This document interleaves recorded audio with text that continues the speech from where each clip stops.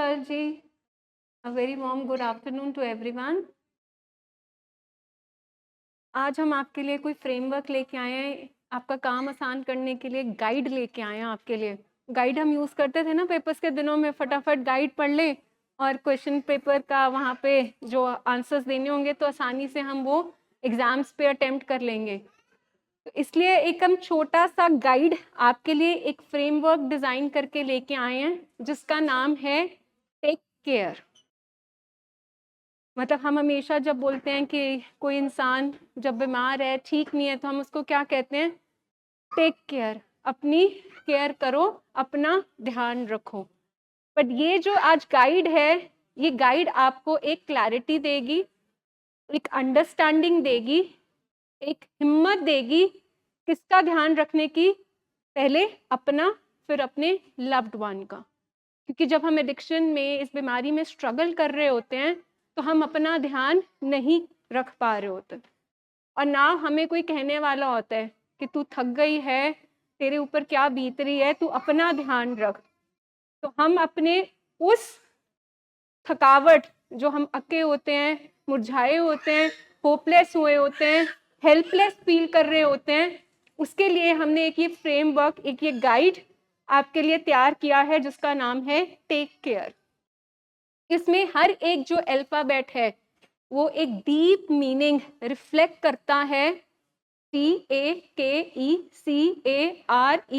जिससे हम अपनी अवेयरनेस, अपने बातचीत करने का तरीका, कुछ बाउंड्रीज कैसे सेट करें, जो हमारे घर में मनमुटाव, ये जो बीमारी लेकर आई है, जो डिवाइड एंड रूल पॉलिसी वो जो लेके आ रही है, वो कैसे रिजॉल्व करें इन इश्यूज को। तो हमें पूरा एक एजेंडा, एक ये गाइड, हमें ये फ्रेमवर्क बताएगा कि हमने कैसे चलना है ताकि हम अपने आप को हील कर सकें, हम अपनी टेक केयर कर सकें एंड उसके साथ प्रोपोर्शनली हम किसकी मदद कर सकें? अपने लव्ड वन की। क्योंकि बीमारी में क्या होता है, हम सिर्फ अपने लव्ड वन की टेक केयर कर रहे होते हैं और अपनी टेक केयर का हमें टाइम ही नहीं मिलता या ध्यान ही नहीं रहता अपना कि हमने दवाई खाई है, नींद पूरी हुई है, खाना खाया है, नहीं खाया, अपना ध्यान रखा है कि नहीं रखा। तो हम बिल्कुल भी, हम किसकी टेक केयर कर रहे होते हैं? अपने लव्ड वन की। अब पर जिस तरीके से हम टेक केयर कर रहे होते हैं ना लव्ड वन की, वो जो तरीके होते हैं ना, बहुत ही अनहेल्दी होते हैं। वो अनहेल्दी हमारे लव्ड वन के लिए भी होते हैं और इन रिटर्न वो हमें भी, अब टेक केयर से बंदा ठीक होना चाहिए ना। यहाँ हम जो टेक केयर अपने लव्ड वन की कर रहे थे ना अपने अनहेल्दी तरीकों से, वो हमें और बीमार कर रहे थे। अग्री? जिस तरीके से हम टेक केयर कर रहे थे, ठीक है, वो हमें बीमार कर रहे थे। पर आज हमने टेक केयर में क्या है कि हमने इस तरीके से ये पेशकश आपके सामने हम लेके आए हैं। टेक केयर एक एक्रोनियम बनाया है कि आपने टेक केयर इस तरीके से करनी है कि इन रिटर्न आपकी भी टेक केयर हो, इन रिटर्न आपको भी हेल्दी कैसे रहना है, कैसे उनकी मदद करनी है। सो वो बोथ वेज होगा। पहले क्या था कि आप टेक केयर जो कर रहे थे वो हमारे लव्ड वन को भी खराब कर रहा था और हमें भी खराब कर रहा था। आज हमने जो टेक केयर में तरीके और स्किल्स सीखने हैं, क्योंकि अगर आपको स्किल आ जाएगा तो आप, वो कहते हैं ना कि स्मार्ट वर्क करो, हार्ड वर्क नहीं करो। हार्ड वर्क आपको थकाएगा। तो आप जो पहले कर रहे थे ना वो हार्ड वर्क कर रहे थे, आपको स्किल्स नहीं पता थी, आप हार्ड वर्क है फैसिडली पता नहीं कौन सी स्किल्स लगा रहे थे अपनी, जिनसे आपको भी थकान हो रही थी और आप अपनी टेक केयर नहीं कर पा रहे थे। अब हम आपको स्किल्स दे रहे हैं जिससे आपकी एनर्जी, आपका टाइम सेव होगा, जिससे कि आप भी थोड़े से रिलैक्स्ड हो गए और अपनी टेक केयर भी कर पाओगे। तो ये टेक केयर जो हमने आज आपके सामने लेके आए हैं, so it is both ways कि आप अपने लव्ड वन की भी टेक केयर करें एंड इन रिटर्न वो चीज आपके लिए भी कैसे हेल्दी साबित होगी, ये हम देखते हैं। हमें बड़ा अच्छा लगता है कि जब कोई हमसे पूछता है, तुम ठीक हो? तुम्हें कुछ चाहिए तो नहीं? तो एज़ अ फैमिली या एज़ अ वाइफ हम सबके लिए मतलब बिल्कुल सैक्रिफाइस करने के लिए तैयार होते हैं कि ये मेरा अपना है।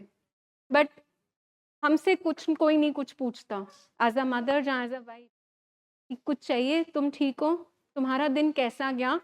तो ये आज एक जो छोटा-सा स्टेटमेंट है, हम आपको कहते हैं आप अपने बच्चों को, अपने लव्ड वन को कहते होगे, अपने हस्बैंड को कहते होगे कि यू टेक केयर, ठीक है, तुम जा रहे हो। बट हमें किसी ने नहीं पूछा, तो एज़ अ टीम हम आपको कहते हैं, please take care of yourself.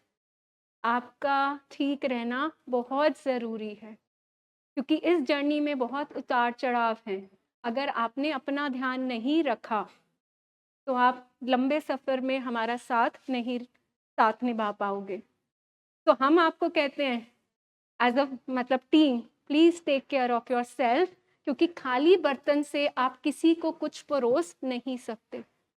आप अपनी टेक केयर करेंगे, तो आप वो जो चैलेंजेस हैं, जो इस सफ़र में अप्स एंड डाउन्स आएँगे, वो स्किल्स कैसे सीख पाने हैं और कैसे इस बीमारी, क्योंकि बीमारी क्रॉनिक है, प्रोग्रेसिव है, मुझे कैसे डील करना है, उसके लिए मुझे पूरी स्ट्रेंथ चाहिए। और वो तब होगा जब मैं अपनी देखभाल कर पाऊँगी। और अगर मैं अपनी देखभाल कर पाती हूँ, तो इन रिटर्न मेरे घर का माहौल भी बिल्कुल स्टेबल रहेगा। तो वी रिक्वेस्ट यू कि आपके लव्ड वन की हम टेक केयर कर रहे हैं, बट हम आपको भी मैसेज दे रहे हैं कि आप अपनी टेक केयर करना शुरू करिए। तो आज हम ये टूल यूज़ करते हैं, और टूल से हम देखते हैं कि हम कौन-कौन से वो स्किल्स हैं जो जिससे हम अपनी टेक केयर करें, ताकि हम एक हेल्दी बिल्कुल घर का एनवायरनमेंट बनाएँ और अपने लव्ड वन को उसकी रिकवरी में एम्पावर करें, हील करें, सपोर्ट करें और हम आगे बढ़ें। तो आगे बढ़ते हुए, तो टी से हम एक एक लेटर उठाएंगे, एक एक अल्फ़ाबेट उठाएंगे और उसका मतलब क्या हमने आपके लिए यहाँ पे रखा है, सो उसको समझाएंगे और आप अंडरस्टैंड करेंगे। तो टेक केयर में जो पहला अल्फ़ाबेट है टी से, दैट इज थॉट्स अवेयरनेस। और इसके जो सब पॉइंट्स हैं वो है 4 point formula, be mindful of your thoughts and emotions, avoid negative thinking. अब आपने यहाँ पे बहुत बार सुना होगा कि ये जो बीमारी है ये सोचों की बीमारी है। अगर हमारे लव्ड वन को वो बीमारी है, तो क्या हमें वो बीमारी नहीं है? क्या हमने कभी अपने साथ बैठ के मुझे क्या सोचें आ रही हैं कभी सोचा है हमने? बिकॉज हम तो टेक केयर दूसरे की कर रहे थे। सो थॉट अवेयरनेस का क्या मतलब है कि हम समय निकालें 24 घंटे में से, या जब भी हमें सोचें आती हैं तो मैं ये देखूं कि ये thought is it helping me और हार्मिंग मी। ये जो सोच आ रही है ये मुझे हेल्प कर रही है कि हार्म कर रही है?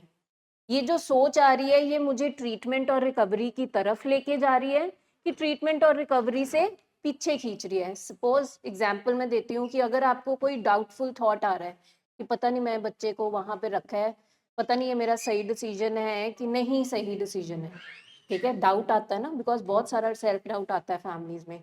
सो ये अब आप अपने आप को एक चेक रखो, अवेयरनेस रखो कि ये जो मैं सोच रही हूँ, तो ये मेरे को मोटिवेटेड रखेगा towards the treatment, is it helpful in the recovery process और इज इट हार्मफुल? कि ਇਹਦਾ नुकसान है, जे मैं ये सोचती रही तो मेरा नुकसान होएगा कि मेरा फायदा होएगा? तो थॉट अवेयरनेस ਦਾ मतलब है कि हमेशा अपनी सोचां ਜਿਹੜੀਆਂ ਆ ਰਹੀਆਂ ਤੁਹਾਨੂੰ ਉਹਦੇ ਪ੍ਰਤੀ ਤੁਸੀਂ ਜਾਗਰੂਕ ਰਹੋ, ਠੀਕ ਹੈ, ਜਾਗ ਕੇ ਤੁਸੀਂ ਸੋਚੋ ਕਿ ਇਹ ਸੋਚ ਮੈਨੂੰ ਨੁਕਸਾਨ ਕਰ ਰਹੀ ਹੈ ਕਿ ਫਾਇਦਾ ਕਰ ਰਹੀ ਹੈ। ਜਿਹੜੇ ਰਸਤੇ ਸੇ ਅਸੀਂ ਚੱਲ ਰਹੇ ਹਾਂ ਰਿਕਵਰੀ ਦੇ ਰਸਤੇ ਤੇ, ਇਹ ਰਿਕਵਰੀ ਦੇ ਰਸਤੇ ਤੇ ਮੈਨੂੰ ਹੈਲਪ ਕਰੇਗੀ ਕਿ ਹਾਰਮ ਕਰੇਗੀ? ਐਂਡ ਤੁਸੀਂ ਸਭ ਨੇ 4 ਪੁਆਇੰਟ ਫਾਰਮੂਲਾ ਬਹੁਤ ਵਾਰੀ ਆਪਣੇ ਲਵਡ ਵਨ ਤੋਂ ਸੁਣਿਆ ਹੋਣਾ ਹੈ ਜਾਂ ਸਾਡੀ ਮੀਟਿੰਗਸ 'ਚ ਸੁਣਿਆ ਹੋਣਾ ਹੈ। तो 4 ਪੁਆਇੰਟ ਫਾਰਮੂਲਾ ਜੋ ਹੈ ਉਹ ਸਭ ਤੋਂ ਪਹਿਲੇ ਹੈ ਕਿ ਇਹ ਮੈਂ ਨਹੀਂ, ਇਹ ਮੇਰੇ ਬਿਮਾਰ ਦਿਮਾਗ ਦੀ ਸੋਚ ਹੈ। ਬਿਕॉज ਅਸੀਂ ਵੀ ਆਪਣੇ ਪੇਸ਼ੈਂਟ ਦੇ ਨਾਲ ਹਮ ਰੋਗੀ ਬਣ ਜਾਂਦੇ ਹਾਂ। ਸੋ ਸਾਡੇ ਅੰਦਰ ਵੀ ਇੱਕ ਬਿਮਾਰ ਦਿਮਾਗ ਹੁੰਦਾ ਹੈ ਜੋ ਸਾਨੂੰ ਸਾਡੀ ਸੋਚਾਂ ਆਉਂਦੀਆਂ, ਕੰਸਰਨ ਜਿਹੜਾ ਗੁੱਸਾ ਆਉਂਦਾ ਹੈ, ਰਿਜ਼ੈਂਟਮੈਂਟ ਆਉਂਦੀ ਹੈ, ਬਲੇਮ ਆਉਂਦੀ ਹੈ, ਸੋ ਉਹ ਬਿਮਾਰ ਦਿਮਾਗ ਤੋਂ ਆ ਰਹੀ ਹੈ। तो ये सोच ਜਿਹੜੀ ਮੈਨੂੰ ਆ ਰਹੀ ਹੈ ਮੇਰੀ ਨਹੀਂ, ਮੇਰੇ ਬਿਮਾਰ ਦਿਮਾਗ ਦੀ ਸੋਚ ਹੈ।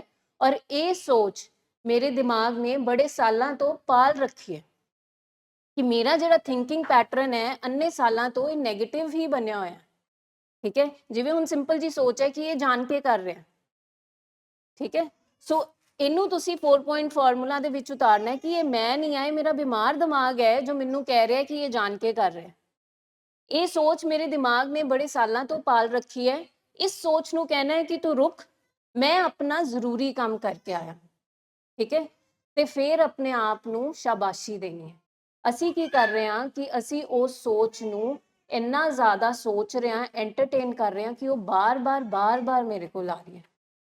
ਹੁਣ ਕੋਈ ਗੈਸਟ ਮੈਨੂੰ ਦੱਸੋ ਤੁਹਾਡੇ ਘਰ ਆਇਆ ਤੇ ਤੁਸੀਂ ਉਹਨੂੰ ਬਹੁਤ ਇੱਕਦਮ ਅਚਾਨਕ ਗੈਸਟ ਆ ਗਿਆ ਤੁਹਾਡੇ ਘਰ ਤੇ ਤੁਸੀਂ ਬਹੁਤ ਲੈਵਿਸ਼ ਉਹਦੇ ਲਈ ਚਾਏ ਪਕੌੜੇ ਸਭ ਕੁਝ ਤਿਆਰ ਕੀਤੇ, ਉਹਨੂੰ ਬਿਠਾਇਆ, ਗੈਰ ਉਹਦੀ ਕੀਤੀ ਖਾਤਰਦਾਰੀ ਕੀਤੀ।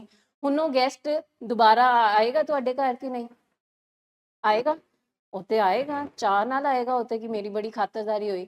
ਹੁਣ ਇੱਕ ਗੈਸਟ ਹੈਗਾ ਹੈ ਕਿ ਜਿਹੜਾ ਆਇਆ, ਠੀਕ ਹੈ, ਤੇ ਤੁਸੀਂ ਉਹਨੂੰ ਆਂਦੇ ਨੂੰ ਹੀ ਪਾਣੀ ਦਿੱਤਾ ਤੇ ਫਿਰ ਕਿ ਅਸੀਂ ਤੇ ਤਿਆਰ ਹੋ ਰਹੇ ਸੀਗੇ ਨਾ, ਅਸੀਂ ਤੇ ਚੱਲੇ ਸੀ, ਲੇਟ ਹੋ ਰਹੇ ਹਾਂ ਅਸੀਂ ਤੇ, ਹਨਾ, ਕਿ ਮੇਰਾ ਤੇ ਇੱਕ ਜ਼ਰੂਰੀ ਕੰਮ ਸੀਗਾ ਇਹ ਉਹ। ਹੁਣ ਉਹ ਵਾਲਾ ਗੈਸਟ ਆਏਗਾ? ਏਦਾਂ ਹੀ ਅਸੀਂ ਆਪਣੀ ਸੋਚਾਂ ਨਾਲ ਕਰਨਾ, ਠੀਕ ਹੈ। ਸੇਮ 4 ਪੁਆਇੰਟ ਫਾਰਮੂਲਾ ਤੁਹਾਨੂੰ ਇਹ ਚੀਜ਼ ਸਿਖਾ ਰਿਹਾ ਹੈ ਕਿ ਜਦੋਂ ਕੋਈ ਸੋਚ ਆਈ ਨਾ, ਉਹਨੂੰ ਕੋ ਵੀ ਇਹ ਨਾ ਅਸੀਂ ਮੈਂ ਤੇ ਜ਼ਰੂਰੀ ਕੰਮ ਕਰਨਾ ਸੀ ਆਪਣਾ ਥੋੜਾ, ਠੀਕ ਹੈ, ਫਿਰ ਉਹ ਕੀ ਸੋਚ ਉਹ ਨਹੀਂ ਆਏਗੀ।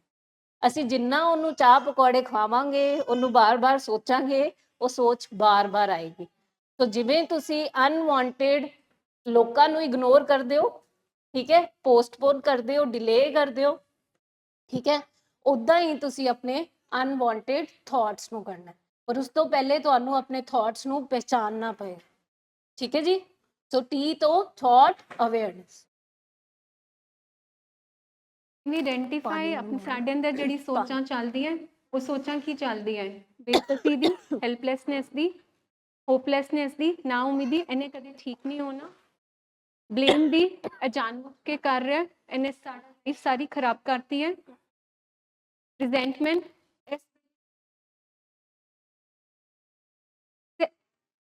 ਕੀ ਕਰਨਾ ਹੈ ਕਿ ਆਪਣੀ ਉਹਨਾਂ ਸੋਚਾਂ ਨੂੰ ਆਇਡੈਂਟੀਫਾਈ ਕਰਨਾ, ਅਵੇਅਰ, ਮਤਲਬ ਕਿ ਆਪਣੀ ਸੋਚਾਂ ਦਾ ਹੀ ਸਾਨੂੰ ਚੌਕੀਦਾਰ ਬਣਨਾ ਹੈ ਕਿ ਕਿਹੜੀ ਸੋਚਾਂ ਨੂੰ ਅਸੀਂ ਬਾਰ-ਬਾਰ ਇਨਵਾਈਟ ਕਰ ਰਹੇ ਹਾਂ, ਠੀਕ ਹੈ, ਉਹਨਾਂ ਨੂੰ ਬਾਰ-ਬਾਰ ਇੱਥੇ ਪ੍ਰੋਸੈਸ ਕਰ ਰਹੇ ਹਾਂ, ਕਦੀ ਉਹ ਬਿਲਕੁਲ ਵਾਂਟਡ ਗੈਸਟ ਦੀ ਤਰ੍ਹਾਂ ਹੈਗੇ।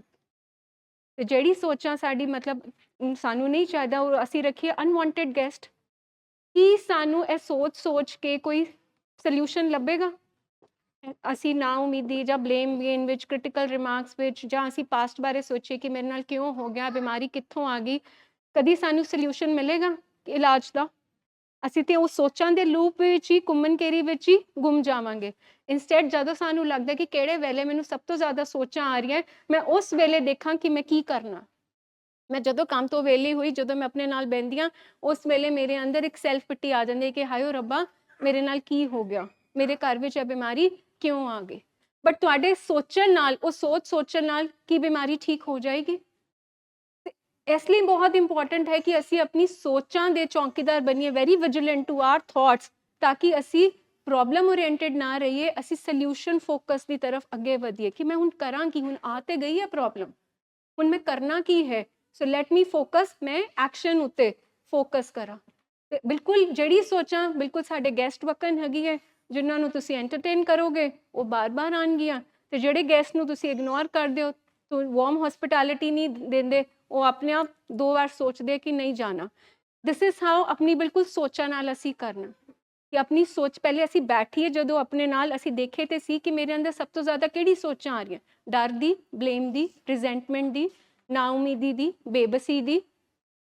ਹਰ ਵੇਲੇ ਮੇਰੇ ਅੰਦਰ ਰੂਮੀਨੇਸ਼ਨ, ਪਾਸਟ ਦੀ ਸੋਚਾਂ ਚੱਲ ਰਹੀ ਹੈ, ਇਹ ਨਹੀਂ ਹੋਇਆ, ਉਹ ਨਹੀਂ ਹੋਇਆ। ਉਹ ਜਦੋਂ ਅਸੀਂ ਦੇਖਾਂਗੇ, ਮਤਲਬ ਜਦੋਂ ਆਪਣੀ ਸਿਰਫ ਆਪਣੀ ਸੋਚਾਂ ਤੇ ਰੋਸ਼ਨੀ ਪਾਵਾਂਗੇ, we can move ahead। ਹੁਣ ਕਰਨਾ ਕੀ ਹੈ, what next? we can use the 4 point formula। ਸਾਡੀ ਸੋਚ ਸਾਨੂੰ ਇੰਪਾਵਰ ਕਰ ਰਹੀ ਹੈ ਕਿ ਸਾਡੀ ਸੋਚ ਸਾਨੂੰ ਡਾਊਟ ਵਿੱਚ, ਫੇਅਰ ਵਿੱਚ, ਗੁੱਸੇ ਵਿੱਚ ਲੈ ਕੇ ਜਾ ਰਹੀ ਹੈ, that means ਉੱਥੇ ਸਾਨੂੰ ਕੰਮ ਕਰਨ ਦੀ ਲੋੜ ਹੈ।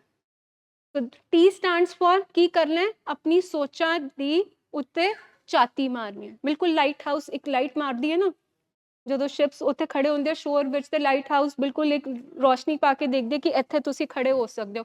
ਉਸੇ ਤਰ੍ਹਾਂ ਅਸੀਂ ਆਪਣੀ ਸੋਚਾਂ ਤੇ ਸਰਚ ਲਾਈਟ ਮਾਰਨੀ ਹੈ ਕਿ ਮੇਰੇ ਅੰਦਰ ਸਾਰਾ ਦਿਨ ਕਿਹੜੀ ਕੁਆਲਿਟੀ, ਕਿਹੜੀ ਸੋਚਾਂ ਚੱਲ ਰਹੀ ਹੈ, ਉਹ ਮੈਨੂੰ ਟ੍ਰੀਟਮੈਂਟ ਦੇ ਕੋਲ ਲੈ ਕੇ ਜਾ ਰਹੀ ਹੈ ਕਿ ਮੈਨੂੰ ਟ੍ਰੀਟਮੈਂਟ ਤੋਂ ਬਾਹਰ ਹੀ ਕੱਢ ਰਹੀ ਹੈ, ਸਿਰਫ ਪ੍ਰੋਬਲਮ ਦੇ ਇਰਦ ਗਿਰਦ ਹੀ ਘੁਮਾ ਰਹੀ ਹੈ।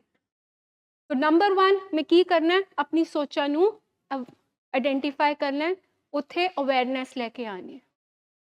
And the next alphabet is a. हुन ए नू डीकोड कर लिया। A represents acknowledge reality, 33%, accept the situation as it is to work towards change, recognize both struggles and progress। Acknowledge reality. हुण रियलिटी की है, रियलिटी का मतलब किसी दा आ रहे आईना की हैगा कि ਇਹ ਬਿਮਾਰੀ ਹੈਗੀ ਹੈ। ਤੁਹਾਡੇ ਰੋਣ ਨਾਲ, ਕਲਪਨ ਨਾਲ, ਕੋਸਣ ਨਾਲ ਉਸ ਬੱਚੇ ਨੇ ਠੀਕ ਨਹੀਂ ਹੋਣਾ। ਰਿਐਲਿਟੀ ਹੈ ਬਿਮਾਰੀਆਂ ਕਦੀ ਕੋਸਣ ਨਾਲ ਠੀਕ ਹੁੰਦੀਆਂ, ਗੁੱਸਾ ਕਰਨ ਨਾਲ ਠੀਕ ਹੁੰਦੀਆਂ। ਮੈਂ ਐਕਨੋਲੇਜ ਕਰਾਂ ਕਿ ਐਡਿਕਸ਼ਨ ਜਾਣਬੁੱਝ ਕੇ ਨਹੀਂ ਗਿਆ, मतलब बीमारी प्राइमरी क्रॉनिक प्रोग्रेसिव हैगी है, कितने ना कितने तो जीन्स में इन्वॉल्व होंगे। तो हुण मैं एक्नॉलेज करा कि मेरे घर बीमारी आ गई है। हुण असी कहिए कि मतलब हार्ट अटैक आया है, हुण असी लभन जाइए कि कदों पूड़ियां खा रहा सी, कदों सैर नहीं कर रहा सी, कदों तला होया, कदों मिठा खा रहा सी, सेडेंटरी लाइफ स्टाइल सी, कि हुण इस वेले दिल का दौरा पिया ते इलाज करन दी उन्होंने लोड़ है। रियलिटी की है कि राइट नाउ दिल का दौरा पिया तो ही नीड्स की चाहिए ट्रीटमेंट। उसी तरह एडिक्शन की बीमारी विच जे सानू हुण पता लग गया है कि बीमारी घर च आ गई है, हुण रोन कल्पन कोसन नाल बीमारी ठीक नहीं होनी। उस रियलिटी करिए कि एक्सैप्ट करिए कि मेरे ना कंट्रोल करने नाल बीमारी ठीक होनी है, ना मैं यह बीमारी विच ओरा योगदान पाया। कई बार तो असीं कहने कि शायद मेरी परवरिश विच कोई कमी रह गई जिस कारण मेरा बेटा बीमार हो गया। ना तुसी कॉज किता है ते ना तुसी क्योर। क्योर मतलब कि तुसी सोलली आप ठीक नहीं कर सकते अंटिल अनलैस तुसी ट्रीटमेंट प्लान या कोई हेल्प लेंदे हो किसी प्रोफेशनल दी, यह बीमारी ठीक नहीं हो सकती। तो एक्नॉलेज रियलिटी, बीमारी दे फैक्ट्स की हैगे, बीमारी मेरे घर विच आ गई है, हुण मेरा राइट एक्शन की हैगा कि मैं हुण विलाप करा, रोवां, कल्पां, किस्मत नूं कोसां कि मैं इलाज करावां। तो की करना चाहिए एक्नॉलेज रियलिटी विच एडिक्शन की हैगी है बीमारी। तो हुण मैं बीमारी बारे जिन्नी वध तो वध जानकारी लै सकदी हाँ मैं वो करा। ते मैं करना की है 33%। मैं रियलिटी नूं मतलब एक्नॉलेज करके देखा कि पास दे किहड़े बिहेवियर सी, मैं शायद प्रोवोकिंग की, मैं इनेबलिंग की, मैं कंट्रोल किया। रियलिटी विच अज ओरा कोई फायदा मिलिया, बीमारी कटी कि वधी, बीमारी कटी कि वधी। तो रियलिटी विच कि मेरे जितने भी पुराने तरीके हैगे सी वो बिल्कुल बेबुनियाद सी, अनहेल्दी मेरे तरीके सी। ते आज रियलिटी विच एरा मतलब कि पेशेंट ने आना कित्थे है ठीक होके वापस घर विच। ते बीमारी कित्थों शुरू हुई सी, घरों ही।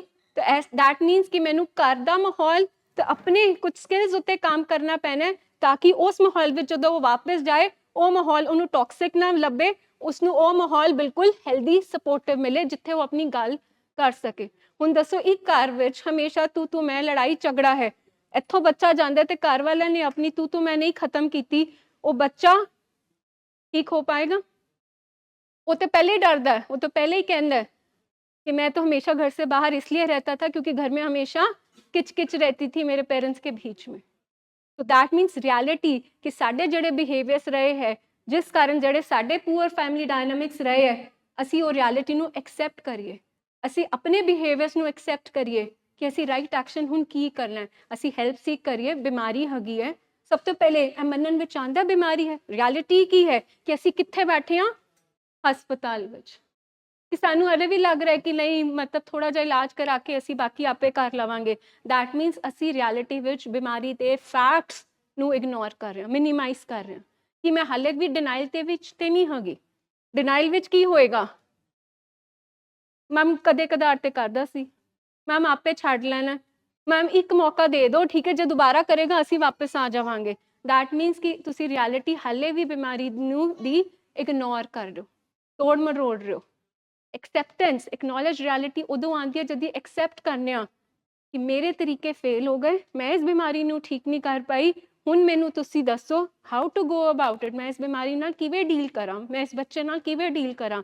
हुण यह बीमारी जिहड़ी घर आ गई है, मैनू तरीके दसो हाउ मतलब मैं इस बीमारी नू किवें मैनेज करा। ते जे मैं आप ही बीमारी नू मिनिमाइज कर रही हाँ, जब मैं आप ही जस्टिफाई कर रही हाँ कि हाँ मैम सारे कर दिया, उन्हें भी कर लिया तो फिर की हो गया।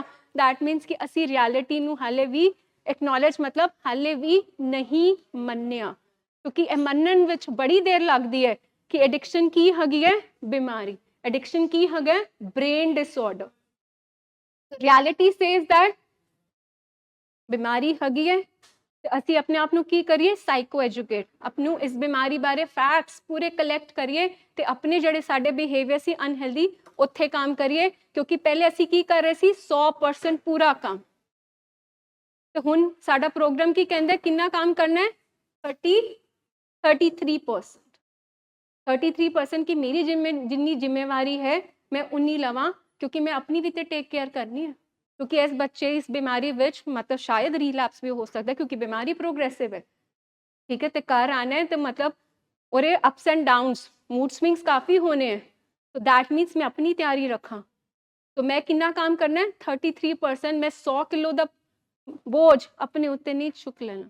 आई एम नॉट अ सुपरमैन और सुपर वूमन कि मैं सब कुछ कर लवांगी, घर भी देख लवांगी, मीटिंग्स भी ला लवांगी, बच्चों नूं भी देख लवांगी और पिछे स्पाई भी कर लांगी। सो किन्ना असी काम करना है 33% ईमानदारी नाल असी अपनी जिम्मेवारी चुकनी है, क्योंकि रियलिटी की कह रही है कि तुसी 33% करो, 33% उन्हें करना, बाकी तुसी वो परमात्मा ते छड्डो, उन्होंने भी तो लैके आओ अपनी जर्नी विच, इस रिकवरी जर्नी विच, make him part, Baba ji तुसी मेरे नाल रहो, तुसी स्ट्रेंथ दवो, मेक हिम दैट, बुलाओ इनवाइट करो, तो साड़ी प्रेयर्स होंदी है ना, तो that is acknowledging the reality कि मैं कित्थे बैठी हाँ, मैं कित्थे सुधार घर विच नहीं बैठी, मैं एक रीहैब सेंटर, एक ट्रीटमेंट सेंटर विच बैठी हूँ। अच्छा मेरे को बताओ ये सुन के कितना रिलैक्सिंग लगता है कि पहले ਅਸੀਂ 100% ਕਰ ਰਹੇ ਸੀ ਤੇ ਫੇਲ ਹੋ ਰਹੇ ਸੀ, ਹੁਣ ਅਸੀਂ 33% करके भी पास हो जाएंगे, कितना रिलैक्सेशन मिलता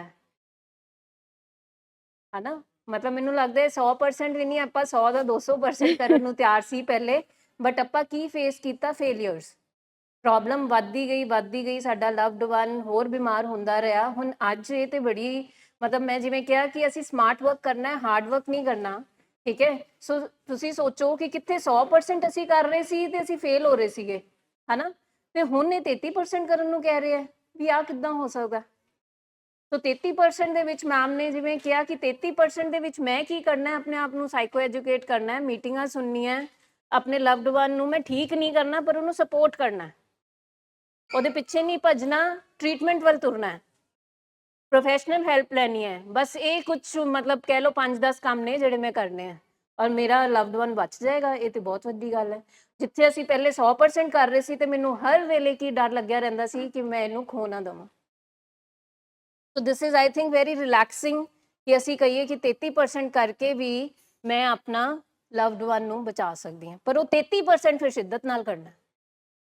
ਜਿਹੜਾ 33% ਹੈ ਉਹਦੇ ਵਿੱਚ ਡਾਊਟ ਨਹੀਂ ਲੈ ਕੇ ਆਉਣਾ, ਜਿਹੜਾ 33% ਹੈ ਉਹਦੇ ਵਿੱਚ ਕੋਈ ਗੁੰਜਾਇਸ਼ ਨਹੀਂ ਛੱਡਣੀ, ਉਹ 33% ਬਿਲਕੁਲ ਸ਼ਿੱਦਤ ਨਾਲ ਕਰਨਾ, ਤਾਂ ਹੀ ਅਸੀਂ ਆਪਣੇ ਲਵਡ ਵਨ ਨੂੰ ਸੇਵ ਕਰ ਸਕਦੇ ਹਾਂ ਤੇ ਆਪਣੀ ਵੀ ਟੇਕ ਕੇਅਰ ਕਰ ਸਕਦੇ ਹਾਂ।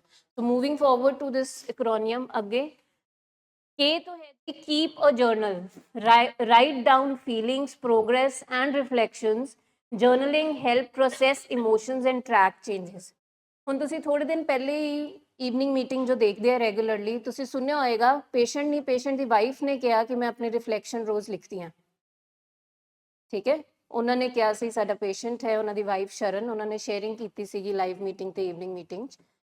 ਸੋ ਉਹ for a family why it is important, for a family it is important because मैं अपनी जर्नलिंग करांगी, मैनू अपने सारे दिन का पता चलेगा किहड़े थॉट्स मेरी एनर्जी डिप्लीट करते हैं, किहड़े थॉट्स मैनू एनकरेजमेंट मोटिवेशन देंदे हैं, मैं अपना मूड किस तरह ठीक करना है, किद्दां नहीं करना, मैं किते को डिपेंडेंट तो नहीं हो रही, मैं कोई वीक एक्शन तो नहीं लै रही इमोशनल होके। सो मैनू एक पूरा चैकलिस्ट मिल जाएगी। जदों असीं लिखदे हां, ठीक है, तो साडी सारी सेंसिस यूज़ होंदियां ने, ठीक है, साडे हथ यूज़ हो रहे हैं, दिमाग यूज़ हो रहे हैं। जदों असीं लिखदे हां, असीं अंदर पहले वो बोलदे हां सेंटेंस लिखण तो पहले। सो लिखण असीं क्यों स्कूलों दे विच भी लिखण ते जोर, इत्थे भी असीं कॉपियां ते जोर क्यों दिंदे हां, क्योंकि जे मैं सुन रही हां ते मेरी सिर्फ एक सेंस यूज़ हो रही है, ठीक है, तो ये विच असीं सारी सेंसिस हो रहा है कि मैं जो मेरे अंदर इंटरनल डायलॉग चल रहा है वो भी सुन रही हां, मैं देख भी रही हां, मैं लिख भी रही हां। सो मेरी सारी सेंसिस यूज़ होंदियां ने, टच भी कर रही हां, ठीक है। सो 5 सेंसिस मेरियां यूज़ होंदियां जदों मैं एक अपने अंदर दे हाल नूं कॉपी ते या नोटबुक ते जर्नल करदी हां। सो जर्नल दा मतलब हैगा है कि जो तुसी महसूस कर रहे हो, अपने थॉट्स, अपने इमोशंस, अपने मूड, जो भी तुसी तुहाडे नाल सारा दिन हो रहा है, तुसी उहनूं किसी पेपर ते उतारो, जिहड़ी मर्जी भाषा च उतारो, ठीक है। ਪੰਜਾਬੀ, ਹਿੰਦੀ, ਇੰਗਲਿਸ਼, ਜਿਹੜੀ ਵੀ ਭਾਸ਼ਾ ਤੁਹਾਨੂੰ ਆਉਂਦੀ ਹੈ, ਜਿੰਨੀ ਮਰਜ਼ੀ ਗੰਦੀ ਹੈਂਡਰਾਈਟਿੰਗ ਹੈ, ਆਪਣੇ ਲਈ ਤੁਸੀਂ ਉਹਨੂੰ ਉਤਾਰੋ। ਕਿਉਂਕਿ ਜਦੋਂ ਮੇਰੇ ਦਿਮਾਗ ਦੇ ਵਿੱਚ ਸੋਚਾਂ ਚੱਲਦੀਆਂ ਹੈ ਨਾ, ਤੇ ਮੈਂ ਇੱਕ ਦੀਆਂ ਕਦੋਂ 10 ਹੋ ਜਾਂਦੀ ਹੈ ਪਤਾ ਹੀ ਨਹੀਂ ਚੱਲਦਾ। ਪਰ ਜਦੋਂ ਮੈਂ ਲਿਖਣ ਆਉਂਗੀ ਨਾ, ਮੈਨੂੰ ਏਦਾਂ ਲੱਗੇਗਾ ਕਿ ਯਾਰ ਮੈਂ ਇਹੀ ਕਰੀ ਜਾ ਰਹੀ ਹਾਂ, ਮੈਂ ਕਿੰਨਾ ਟਾਈਮ ਵੇਸਟ ਕਰ ਰਹੀ ਹਾਂ। 10 ਹੀ ਸੋਚਾਂ ਨੇ, ਪਰ ਮੈਂ ਸਾਰਾ ਦਿਨ ਇਹਨਾਂ 'ਚ ਹੀ ਰੱਖ ਰਹੀ ਹਾਂ। ਸੋ ਆਪਣੀ ਰਿਫਲੈਕਸ਼ਨ ਕਿ ਅੱਜ ਦੇ ਦਿਨ 'ਚ ਕਿਹੜਾ ਮੇਰਾ ਵੀਕ ਐਕਸ਼ਨ ਹੋਇਆ, ਅੱਜ ਦੇ ਦਿਨ 'ਚ ਕਿਹੜਾ ਮੇਰਾ ਸਟਰੋਂਗ ਐਕਸ਼ਨ ਹੋਇਆ, ਕੱਲ ਜਿਹੜਾ ਹੈ ਵੀਕ ਐਕਸ਼ਨ, ਉਹਨੂੰ ਮੈਂ ਸਟਰੋਂਗ ਐਕਸ਼ਨ 'ਚ ਤਬਦੀਲ ਕਰਨ ਲਈ ਕਿਹੜੀ ਸਕਿੱਲ ਯੂਜ਼ ਕਰ ਸਕਦੀ ਹਾਂ। ਸੋ ਇਹ ਚੀਜ਼ ਤੁਸੀਂ ਆਪਣੇ ਆਪ ਲਈ, ਆਪਣੀ ਗਰੋਥ ਲਈ ਕਰਨੀ ਹੈ, ਜੋ ਕਿ ਤੁਹਾਨੂੰ ਮਦਦ ਦੇਗੀ ਤੇ ਤੁਹਾਨੂੰ ਹੋਰ ਜ਼ਿਆਦਾ ਇਹ ਸਕਿੱਲਸ ਜਿਹੜੀਆਂ ਸਿੱਖ ਰਹੇ ਹੋ ਤੁਸੀਂ, ਉਹਨੂੰ ਪ੍ਰੈਕਟਿਸ ਕਰਨ ਦਾ ਮੌਕਾ ਦੇਗੀ ਕਿ ਯਾਰ ਇਹ ਜਿਹੜਾ ਮੇਰਾ ਵੀਕ ਐਕਸ਼ਨ ਹੋ ਗਿਆ, ਇੱਥੇ ਮੈਂ ਇਹ ਸਕਿੱਲ ਲਗਾ ਸਕਦੀ ਸੀ। ਇਹ ਜਿਹੜਾ ਮੇਰਾ ਵੀਕ ਐਕਸ਼ਨ ਹੋ ਗਿਆ, ਇੱਥੇ ਮੈਂ ਅਸਰਟਿਵ ਹੋ ਸਕਦੀ ਸੀ, ਇੱਥੇ ਮੈਂ ਪੇਸ਼ੈਂਟ ਨੂੰ ਬੜੇ ਸੋਹਣੇ ਤਰੀਕੇ ਨਾਲ ਨਾ ਕਰ ਸਕਦੀ ਸੀ, ਮੈਂ ਫਿਰ ਅਨੇਬਲਿੰਗ ਕਰਤੀ। ਠੀਕ ਹੈ। So rather than somebody else telling you this, ਜੇ ਤੁਸੀਂ ਆਪ ਹੀ ਆਪਣੇ ਅੰਦਰ ਝਾਤੀ ਮਾਰਨੀ ਸ਼ੁਰੂ ਹੋ ਜਾਓ ਤਾਂ ਕਿੰਨਾ ਵਧੀਆ ਹੋ ਜਾਏਗਾ ਨਾ, ਕਿ ਤੁਹਾਨੂੰ ਪਤਾ ਚੱਲਣਾ ਸ਼ੁਰੂ ਹੋ ਜਾਏਗਾ ਕਿ ਕਿੱਥੇ ਮੈਂ ਪੇਸ਼ੈਂਟ ਆਪਣੇ ਲਵਡ ਵਨ ਦੀ ਮਦਦ ਕਰ ਰਹੀ ਹਾਂ ਜਾਂ ਕਿੱਥੇ ਉਹਦਾ ਨੁਕਸਾਨ ਕਰ ਰਹੀ ਹਾਂ, ਕਿਵੇਂ ਮੈਂ ਆਪਣੀ ਸਕਿੱਲ ਸਿੱਖ ਰਹੀ ਹਾਂ ਕਿ ਨਹੀਂ ਸਿੱਖ ਰਹੀ, ਕਿਤੇ ਕੁਝ ਭੁੱਲ ਤੇ ਨਹੀਂ ਗਈ ਮੈਂ। ਸੋ ਜਰਨਲਿੰग योर थॉट्स, ठीक है। कीप अ जर्नल, के तो है कीप अ जर्नल कि अपनी एक डायरी नोटबुक रखो जिहदे ते तुसी रोज़ दा रोज़ अपने दिल दा हाल ओहदे ते बयान कर सको। ਤੁਸੀਂ ਸਰ ਤੋਂ ਇਹ ਵਰਡ ਬੜਾ ਸੁਣਿਆ ਹੋਏਗਾ, ਨਜ਼ਰਸਾਨੀ। ਨਜ਼ਰਸਾਨੀ मतलब कि अपने अंदर नज़र डालनी ਤੇ ਉੱਥੋਂ ਦੇਖਣਾ ਕਿ ਮੇਰੇ ਸਾਰੇ ਦਿਨ ਦਾ ਵੇਰਵਾ ਕੀ ਹੋ ਗਿਆ, ਮੇਰਾ ਮੂਡ ਕਿਸ ਵੇਲੇ लो हो गया, मेरा मूड किस वेले इरिटेबल हो गया, मेरा मूड किस वेले बिल्कुल स्टेबल हो गया, किस वेले केड़ी सोच ने मैनू प्रोग्राम तो बाहर कटता, केड़ी सोच ने मैनू इंपावर किया कि नहीं करना ही करना है। तो जो तुसी अपने नाल बैठोगे, नज़रसानी करोगे सारे दिन दी, मतलब असीं कहने 24 घंटे तुसी अपने नाल बैठ के एक टाइम लिख लो, जैसे शामी 8 बजे ਜਾਂ ਸਵੇਰੇ 8 कि मैं कल की कीता ਜਾਂ मैं सारा दिन की कीता।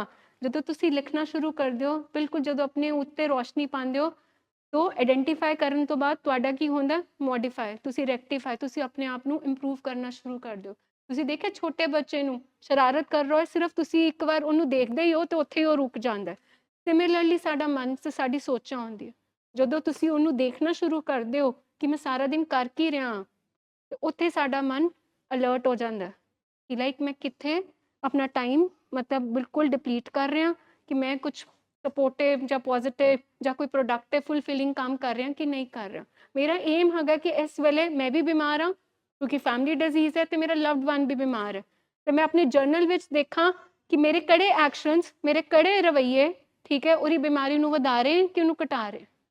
मैं अपनी ग्रोथ कर पा रही हाँ कि नहीं कर पा रही हाँ, कि मैं हाले भी पास्ट विच बैठी हाँ, कि हाले भी मैं रिजेंटमेंट विच बैठी हाँ, मेरे अंदर वो आ रही है कि नहीं कदों ठीक होएगा। दैट मीनस साढ़े अंदर डर ਜਾਂ ਸਾਡੇ ਅੰਦਰ ਇੱਕ ਕਿਹੜੀ ਬੜੀ ਬੇਚੈਨੀ ਹੁੰਦੀ ਹੈ, ਫਟਾਫਟ ਹੁਣ ਠੀਕ ਹੋ ਜਾਏ, ਬਿਕੋਜ਼ ਸਾਡੀ ਪਾਸਟ ਦੀ ਜਰਨੀ ਬੜੀ ਪੇਨਫੁਲ ਰਹੀ ਹੁੰਦੀ ਹੈ। ਤਾਂ ਜਦੋਂ ਅਸੀਂ ਇਹ ਜਰਨਲ ਲਿਖਦੇ ਹਾਂ, ਆਪਣੇ ਅੰਦਰ ਨਜ਼ਰਸਾਨੀ ਕਰਨੇ ਆ, ਤਾਂ ਸਾਡੇ ਲਈ ਈਜ਼ੀ ਹੋ ਜਾਏਗਾ ਕਿ ਅਸੀਂ ਕਿਹੜੇ ਆਪਣੀ ਧਾਰਨਾਵਾਂ ਨੂੰ ਬਦਲਣਾ, ਕਿਹੜੇ ਆਪਣੇ ਬਿਹੇਵੀਅਰਸ ਨੂੰ ਬਦਲਣਾ, ਆਪਣੀ ਸੋਚਾਂ ਨੂੰ ਆਇਡੈਂਟੀਫਾਈ ਕਰਨਾ ਕਿ ਇਹ ਮੈਨੂੰ ਬਿਲਕੁਲ ਲਿਮਿਟ ਕਰ ਰਹੀ ਹੈ ਕਿ ਮੈਨੂੰ ਇੰਪਾਵਰ ਕਰ ਰਹੀ ਹੈ। तो एक सानू की मिल जाएगी साड़ी चैकलिस्ट, ਜਦੋਂ ਅਸੀਂ ਰੋਜ਼ ਦੇਖਨੇ ਆ, ਤਾਂ ਤੁਸੀਂ ਦੇਖਣਾ ਰੋਜ਼ ਜਦੋਂ ਤੁਸੀਂ ਦੇਖੋਗੇ ਤਾਂ ਤੁਹਾਨੂੰ ਲੱਗੇਗਾ ਕਿ ਲਾਈਕ ਇੱਕ ਘੰਟਾ 2 ਘੰਟੇ ਮੈਂ ਕਰ ਕੀ ਰਹੀ ਸੀ।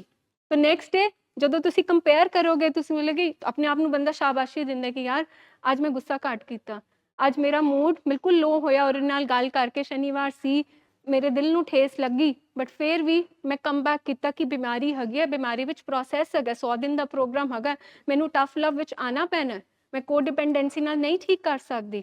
ਤਾਂ ਅਸੀਂ ਆਪਣੇ ਆਪ ਹੀ, ਜਿੱਦਾਂ ਮੈਮ ਕਹਿ ਰਹੇ ਨਾ 5 ਸੈਂਸਿਸ, ਤੁਹਾਡੀ ਆਪਣੀ ਗੱਲਬਾਤ ਅੰਦਰ ਚੱਲਣ ਲੱਗ ਪੈਂਦੀ ਹੈ ਕਿ ਮੈਂ ਕੀ ਠੀਕ ਕਰ ਰਹੀ ਹਾਂ, ਕਿ ਮੈਂ ਕੀ ਵੀਕ ਐਕਸ਼ਨਸ ਕਰ ਰਹੀ ਹਾਂ, ਕਿਹੜੇ ਬਿਹੇਵੀਅਰਸ ਮੇਰੇ ਹੈਲਦੀ ਹੈ ਤੇ ਕਿਹੜੇ ਬਿਹੇਵੀਅਰਸ ਮੇਰੇ ਅਨਹੈਲਦੀ ਹੈ। The next alphabet represents effective communication. Use clear, calm, respectful communication. Listen actively, express yourself without blame, and 1 minute talk. Effective मतलब असरदार, ਤੁਹਾਡੀ ਬਾਤਚੀਤ। ਮਤਲਬ ਅਸੀਂ ਇਨਸਾਨ ਆ, ਠੀਕ ਹੈ, ਸਾਨੂੰ ਪ੍ਰਿਵਿਲੇਜ ਹੈ ਕਿ ਸਾਡੇ ਕੋਲ ਕੀ ਹੈਗੀ ਹੈ, ਲੈਂਗੁਏਜ। ਅਸੀਂ ਗੱਲਬਾਤ ਕਰ ਸਕਦੇ ਹਾਂ, ਆਪਣੀ ਫੀਲਿੰਗਸ ਨੂੰ ਐਕਸਪ੍ਰੈਸ ਕਰ ਸਕਦੇ ਹਾਂ, ਆਪਣੀ ਫੀਲਿੰਗਸ ਦੀ ਵੈਲੀਡੇਸ਼ਨ ਲੈ ਸਕਦੇ ਹਾਂ। ਹੁਣ ਇੱਥੇ ਹੈ ਕਿ ਇਫੈਕਟਿਵ ਗੱਲਬਾਤ, ਅੱਜ ਤੋਂ ਪਹਿਲਾਂ ਸਾਡੀ ਜਿਹੜੀ ਕਮਿਊਨੀਕੇਸ਼ਨ ਸੀ ਉਹ ਕੀ ਸੀ? ਗੁੱਸਾ, गालियां, लेबल करना, उनको क्रिटिकल ताने मारना, यही सब हमने बातचीत की है। क्योंकि जब एडिक्शन की बीमारी आती है तो असी की करते हैं, असी साड़ी कम्यूनीकेशन कित्थे रह जाती है। नहीं तो असी साढ़े जेस्चर्स ही इन्ने पेड़े पेड़े असी मूँह बनाने कि अगले बंदे नूं पता लग जाए कि माँ का मूड खराब हो गया। बट की वो जिहड़ी साड़ी कम्यूनीकेशन सी उन्हें पेशेंट नूं, साढ़े लव्ड वन नूं साढ़े नज़दीक लाया कि साढ़े कोलों होर दूर करता, होर दूर करता। सो दैट मीनस कि सानू एक किहड़ा स्किल हुण सीखना पैना है, इफेक्टिव कम्यूनीकेशन। इफेक्टिव कम्यूनीकेशन मतलब साढ़े कहंदे कि सिर्फ 8% साढ़े शब्द मैटर करते हैं, 55% साड़ी बॉडी लैंग्वेज मैटर करती है, 38% साड़ी टोन, असी किहड़े लहजे विच, साड़ी सॉफ्ट टोन है, साड़ी बिल्कुल तिखी टोन है, वो मैटर करती है। तो तुसी शब्द देखो, सब तो ज़्यादा लीस्ट मतलब साड़ी मतलब टेंशन ते बच्चों नूं ठीक करन दी हुंदी है, पर जिहड़ी sari tone, sari body language हमेशा इंटीमिडेटिंग हुंदी है उन्हां नूं, वो कहंदे कि जाओ जो करना कर लो, होर की है ढीठपुना होर दिख जांदा सानू। तो दैट मीनस अनदर स्किल कि सानू कित्थे काम करना है कि सानू अपनी असरदारी कम्यूनीकेशन, उत्थे तू तू कह के नहीं, तुम्हारे कारण, तेरे कारण, यह शब्द नहीं यूज़ करने। इफेक्टिव कम्यूनीकेशन कहती है कि मैं बेटा अपसैट हाँ, मैं डिसअपॉइंटेड हाँ, मेरे दिल नूं पुछ, मैं तेरी माँ, मेरे उत्ते की बीतदी है जदों तू लेट आंदा। असीं नॉर्मली किवें कम्यूनीकेट करदे हां, बंदे दा पुत्त नहीं बनना तू, टाइम देखे किवें तू किन्ने वजे घर आ रहा। तो दैट मीनस कि किन्ना साडी कम्यूनीकेशन विच डिसरिस्पैक्ट है। और डिसरिस्पैक्ट करन नाल बिल्कुल असीं पोल्स अपार्ट, असीं दूर दूर दूर खड़े हो जाने। तो सब तो पहले जदों भी गल करनी है, गल किवें करनी है कि मैं बेटा बड़ी अफसोस विच हैगी, मैं बड़ी चिंता विच हैगी, मैनू डर लगदा है कि कुछ हो ना जाए, मैं तेरे इस हाल ते मैनू हमेशा घबराहट मची रहिंदी है, मैं बेचैन रहिंदी हां, मेरी नींद नहीं पूरी हो रही। तुसीं इह कहना उन्होंने, उस वेले कहना है जदों मतलब जदों असीं ट्रीटमेंट विच आंदे हां। अदरवाइज हमेशा दी उन्होंने कदों कोसदे हां जदों नशा कीते हुंदा। हमेशा उस बच्चे नाल उस वेले गल करो, उन अपने लव्ड वन नाल उस वेले गल करो जदों नशे दा असर सवेरे ओहदा घट होवेगा। बट असीं ते उस वेले ही तू तड़क विच हमेशा आ जांदे हां। 1 मिनट टॉक, तू मेरा अपना है, तू मेरे लिए बड़ा अनमोल है, पर जो तू कर रहा है वो मैनू बड़ा, मेरा दिल नू ठेस पहुंचाता, मेरा दिल चीर जाता। मैं चाहती हाँ कि तू अपने बिहेवियर उत्ते रिफ्लैक्ट करे एंड बाद विच असीं की करना, गुड फीलिंग देनी। अदरवाइज हमेशा असीं वो गालां कढ़ कुढ़ के साडी फीलिंग की हो गई, बैड फीलिंग, नैगेटिव फीलिंग, दरवाजे बंद हो गए, रुस गए असीं। बट असीं कहने जदों असीं 1 मिनट टॉक करते हैं, you are precious to me, but तेरा यह बिहेवियर आए डिसअप्रूव, प्लीज़ तू इस बिहेवियर ते नज़रसानी नहीं कर, तू इस बिहेवियर नूं इंप्रूव कर। एंड देन तुसीं की करना, उस बच्चे नाल हक करनी है, जां अपने लव्ड वन नाल तुसीं गुड फीलिंग नाल भी मैं एक्सपैक्ट करनी हाँ कि तू ठीक हो जाएगा, तू अपने इस बिहेवियर उत्ते काम करेगा। जो तो तुसीं बार बार ये वाली कम्यूनीकेशन उन्हां दे अंदर रीइनफोर्स करदे हो, तो वो जदों अपने साल बैठेंगे, कोशिश तो है ना कि 1 सैकेंड उन्हां नूं एहसास तो होएगा कि मैं कर की रहा। पर जे तुसीं हमेशा गालां नाल, गुस्से नाल, तुहानूं लगदा कि चांस हैगे उन्हां दे ठीक होण दे, तो दैट मीनस 1% असीं उल्टा करके देखिए, असीं अपनी गलबात नूं थोड़ा जिहा रिफाइंड करिए, मैं आए शब्द यूज़ करिए कि मैनू फर्स्ट टेंस कि मैनू बेटा बुरा लग रहा, फर्स्ट पर्सन विच गल करिए। तो अपनी वो बातचीत करन दे तरीके नूं असीं इंप्रूव करिए। एक्टिव लिसनिंग, जदों कोई इंसान तुहाडे नाल गल कर रहा है, ਉਹਦੀ ਅੱਖਾਂ ਨਾਲ ਅੱਖਾਂ ਤਾਂ ਮਿਲਾ ਲਓ, ਉਹਨੂੰ ਵੈਲੀਡੇਟ ਤਾਂ ਕਰੋ ਕਿ ਮੈਂ ਸੁਣ ਰਹੀ ਹਾਂ। ਤੁਹਾਡਾ ਧਿਆਨ ਕਿਸੇ ਹੋਰ ਚੀਜ਼ ਤੇ, ਉਹ ਵਿਚਾਰਾ ਆਪਣੀ ਗੱਲ ਕਰਨ ਆਇਆ ਤੇ ਤੁਸੀਂ ਕੋਈ ਐਕਟਿਵ ਲਿਸਨਿੰਗ ਹੀ ਨਹੀਂ ਹੈਗੀ, ਤੁਸੀਂ ਦੇਖ ਹੀ ਨਹੀਂ ਪਾ ਰਹੇ ਹੋ, ਤੁਹਾਨੂੰ ਲੱਗਦਾ ਕਿ ਇਹਨਾਂ ਨਾਲ ਗੱਲ ਕਰਨਾ ਬੇਕਾਰ ਹੈਗਾ। ਤਾਂ ਕਮਿਊਨੀਕੇਸ਼ਨ ਦਾ ਹਮੇਸ਼ਾ ਇੱਕ ਇੰਪੋਰਟੈਂਟ ਅਸੂਲ ਹੈਗਾ ਕਿ ਤੁਸੀਂ ਉਹਨਾਂ ਦੀ एक्टिव लिसनिंग, अटेंटिवली तुसी सुनो तो सी कि अगला बंदा की कह रहा है, एंड देन रिफ्लैक्ट बैक कि मैनू ए समझ आया, तुम यही पूछना चाह रहे थे, तुम यही कहना चाह रहे थे। ਅਗਲੇ ਬੰਦੇ ਨੂੰ ਤੁਹਾਡੇ ਉੱਤੇ ਕੌਨਫੀਡੈਂਸ ਆਂਦਾ ਹੈ ਕਿ ਇਹ ਬੰਦਾ ਮੇਰੀ ਗੱਲ ਸੁਣ ਰਿਹਾ, ਮੇਰੇ ਇਮੋਸ਼ਨਸ ਨੂੰ ਸਮਝ ਰਿਹਾ ਹੈ, ਮੈਂ ਕਿਸ ਦੌਰ ਤੋਂ ਗੁਜ਼ਰ ਰਹਾ ਹਾਂ, ਉਹ ਤੁਹਾਡੇ ਨਾਲ ਐਕਸਪ੍ਰੈਸ ਕਰਨਾ ਸ਼ੁਰੂ ਕਰਦਾ। ਸੋ ਦੈਟ ਮੀਨਸ ਕਿ ਹਮ ਨੈਕਸਟ ਅਸੀਂ ਜਿਹੜਾ ਸਕਿੱਲ ਦੀ ਗੱਲ ਕਰ ਰਹੇ ਹਾਂ, ਅਸੀਂ ਕਿੱਥੇ ਕੰਮ ਕਰਨਾ ਹੈ? ਜਦੋਂ ਅਸੀਂ ਆਪਣੀ ਟੇਕ ਕੇਅਰ ਕਰਨੀ ਹੈ, ਅਸੀਂ ਆਪਣੇ ਗੱਲਬਾਤ ਕਰਨ ਦੇ ਜਿਹੜਾ ਅਸੀਂ ਸਾਡਾ ਲਹਿਜਾ ਹੈਗਾ ਉੱਥੇ ਆਪਣੇ ਆਪ ਨੂੰ ਇੰਪਰੂਵ ਕਰਨਾ ਹੈ, ਅਸੀਂ ਹੋਰ ਸਕਿੱਲ ਸਿੱਖਣੇ। कम्युनिकेशन क्यों नहीं लिखा सी, लिखा इफेक्टिव कम्युनिकेशन, है ना। इफेक्टिव मतलब कि कम्युनिकेट तो करना है, ठीक है, पर इफेक्टिव तरीके नाल करना है, जिथे कि कम्युनिकेशन का मकसद तो पूरा होए कि जिहड़ी गल मैं कह रही हाँ और जो असी इसका रिजल्ट चाहते हैं वो आए तो सही। असी घर दे विच कम्युनिकेट करी जा रहे सी 24 घंटे, बट नतीजा तो कुछ होर ही निकली जा रहा सीगा। कम्युनिकेशन का मकसद तो यही है ना कि कुछ निचोड़, कुछ रिजल्ट निकले। ਅਸੀਂ ਜਿਹੋ ਜੀ ਕਮਿਊਨੀਕੇਸ਼ਨ ਕਰ ਰਹੇ ਸੀ, ਅਸੀਂ ਅਕਸਰ ਕਹਿੰਦੇ ਹਾਂ ਕਿ ਜੋ ਐਡਿਕਸ਼ਨ ਵਾਲੇ ਘਰ ਹੁੰਦੇ ਨੇ, ਜਾਂ ਤੇ ਉਹਨਾਂ ਦੇ ਵਿੱਚ ਚੁੱਪੀ ਹੋ ਜਾਂਦੀ ਹੈ, ਔਰ ਚੁੱਪੀ ਵੀ ਉਹ ਸਕੂਨ ਭਰੀ ਚੁੱਪੀ ਨਹੀਂ ਹੁੰਦੀ, ਉਹ ਖਾਣ ਵਾਲੀ ਚੁੱਪੀ ਹੁੰਦੀ ਹੈ, ਜਿੱਥੇ ਕਿ ਅਸੀਂ ਡਰ ਰਹੇ ਹੁੰਦੇ ਹਾਂ ਕਿ ਅਸੀਂ ਗੱਲ ਕਰਾਂਗੇ ਤੇ ਕੋਈ ਲੜਾਈ ਝਗੜਾ ਹੀ ਹੋ ਜਾਏਗਾ, ਕਲੇਸ਼ ਹੋ ਜਾਏਗਾ, ਇਸ ਤੋਂ ਬੈਟਰ ਹੈ ਚੁੱਪ ਹੀ ਰਹੀ ਹੈ, ਠੀਕ ਹੈ। ਜਾਂ ਫਿਰ ਉੱਥੇ ਤਾਨੇ, ਬੇਇੱਜ਼ਤੀ, ਗੁੱਸਾ, ਇਹ ਸਾਰੀਆਂ ਚੀਜ਼ਾਂ। ਸੋ ਕਮਿਊਨੀਕੇਸ਼ਨ ਤੇ ਜਾਂ ਨਹੀਂ ਹੋ ਰਹੀ, ਜੇ ਹੋ ਰਹੀ ਹੈ ਤੇ ਇਹੋ ਜਿਹੀ ਹੋ ਰਹੀ ਹੈ ਜਿਹਦਾ ਕੋਈ ਨਿਚੋੜ ਜਾਂ ਨਤੀਜਾ ਕੋਈ ਪੋਜ਼ਿਟਿਵ ਨਹੀਂ ਨਿਕਲਦਾ ਪਿਆ। ਸੋ ਅੱਜ ਅਸੀਂ ਇਹ ਕਹਿ ਰਹੇ ਹਾਂ ਕਿ ਇਫੈਕਟਿਵ ਕਮਿਊਨੀਕੇਸ਼ਨ ਤੁਸੀਂ 24 ਘੰਟੇ ਉਹਨੂੰ ਨਹੀਂ ਕਰਨਾ, 1 ਮਿੰਟ ਟਾਕ ਕਰਨਾ। ਅਸੀਂ ਨਾਰਮਲੀ ਬੱਚਿਆਂ ਨੂੰ ਕਿਵੇਂ, ਮੈਂ ਵੀ ਮਾਂ, ਆਪਾਂ ਕੀ ਅਰਜ ਕੀ ਆਉਂਦੀ ਹੈ ਕਿ ਅਸੀਂ ਸਾਰਾ ਦਿਨ ਉਹਨਾਂ ਨੂੰ ਲੈਕਚਰ ਦਿੰਦੇ ਰਹੀਏ, ਜਿਹੜੀ ਇੱਕ ਛੋਟੀ ਜਿਹੀ ਗਲਤੀ ਬੱਚੇ ਕੋਲੋਂ ਹੋ ਗਈ ਹੈ, ਠੀਕ ਹੈ। ਫਿਰ ਆਪਣੇ ਆਪ ਨੂੰ ਰਿਮਾਈਂਡ ਕਰਾਈਦਾ ਕਿ ਨਹੀਂ, ਕਿਉਂਕਿ ਉਹਦਾ ਅਟੈਂਸ਼ਨ ਸਪੈਨ ਉਹਨੇ ਉਹਨਾਂ ਕੀ ਸੁਣਨਾ, ਜਿਹੜਾ ਤੁਸੀਂ 1 ਮਿੰਟ ਟਾਕ 'ਚ ਕਹਿ ਦੇਣਾ ਹੈ ਨਾ, ਬਸ ਉਹੀ ਸੁਣਨਾ। ਉਸ ਤੋਂ ਉੱਪਰ ਦੀਆਂ, ਉਸ ਤੋਂ ਬਾਅਦ ਦੀਆਂ, ਅੱਗੇ ਦੀਆਂ ਗੱਲਾਂ ਉਹ ਸਾਰੀਆਂ ਉੱਪਰੋਂ ਜਾਣੀਆਂ, ਕੋਈ ਫਾਇਦਾ ਨਹੀਂ। ਉਹ ਬਸ 1 ਮਿੰਟ ਦੀ ਗੱਲ ਇੰਨੀ ਇਫੈਕਟਿਵ ਹੋਣੀ ਚਾਹੀਦੀ ਹੈ, ਤਾਂ ਹੀ ਇਫੈਕਟਿਵ ਹੈ।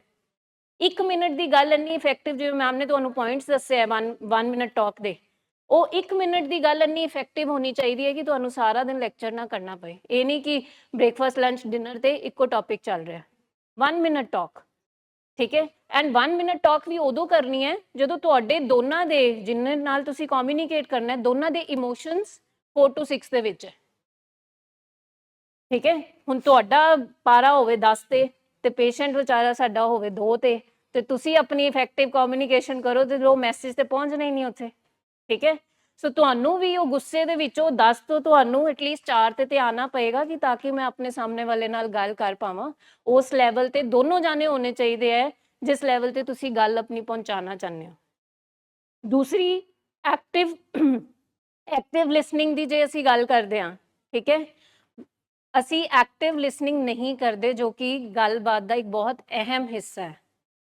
ਐਕਟਿਵ ਲਿਸਨਿੰਗ ਦੇ ਵਿੱਚ ਸਾਡੇ ਮਨ 'ਚ ਪਤਾ ਕੀ ਚੱਲਦਾ ਰਹਿੰਦਾ, ਜੇ ਮੇਰਾ ਬੱਚਾ ਮੇਰੇ ਕੋਲ ਕੋਈ, ਸੋਚੋ ਕੋਈ ਪ੍ਰੋਬਲਮ ਲੈ ਕੇ ਆਇਆ ਹੈ, ਠੀਕ ਹੈ, ਤੇ ਮੈਨੂੰ ਇੱਦਾਂ ਲੱਗਦਾ ਕਿ ਉਹ ਮੇਰੇ ਕੋਲ ਪ੍ਰੋਬਲਮ ਲੈ ਕੇ ਆਇਆ ਹੈ, ਮੈਨੂੰ ਕੋਈ ਸੋਲਿਊਸ਼ਨ ਦੇਣਾ, ਠੀਕ ਹੈ। ਸੋ ਅਸੀਂ ਉਹ ਪ੍ਰੋਬਲਮ ਦੱਸ ਰਹੀ ਹੈ ਆਪਣੀ, ਸਪੋਜ਼ ਕਰੋ ਮੇਰੀ ਬੇਟੀ ਮੈਨੂੰ ਪ੍ਰੋਬਲਮ ਦੱਸ ਰਹੀ ਹੈ, ਮੇਰੇ ਦਿਮਾਗ 'ਚ ਕੀ ਚੱਲ ਰਿਹਾ ਕਿ ਇਹਨੂੰ ਮੈਂ ਸੋਲਿਊਸ਼ਨ ਦੇਣਾ, so that is not active listening.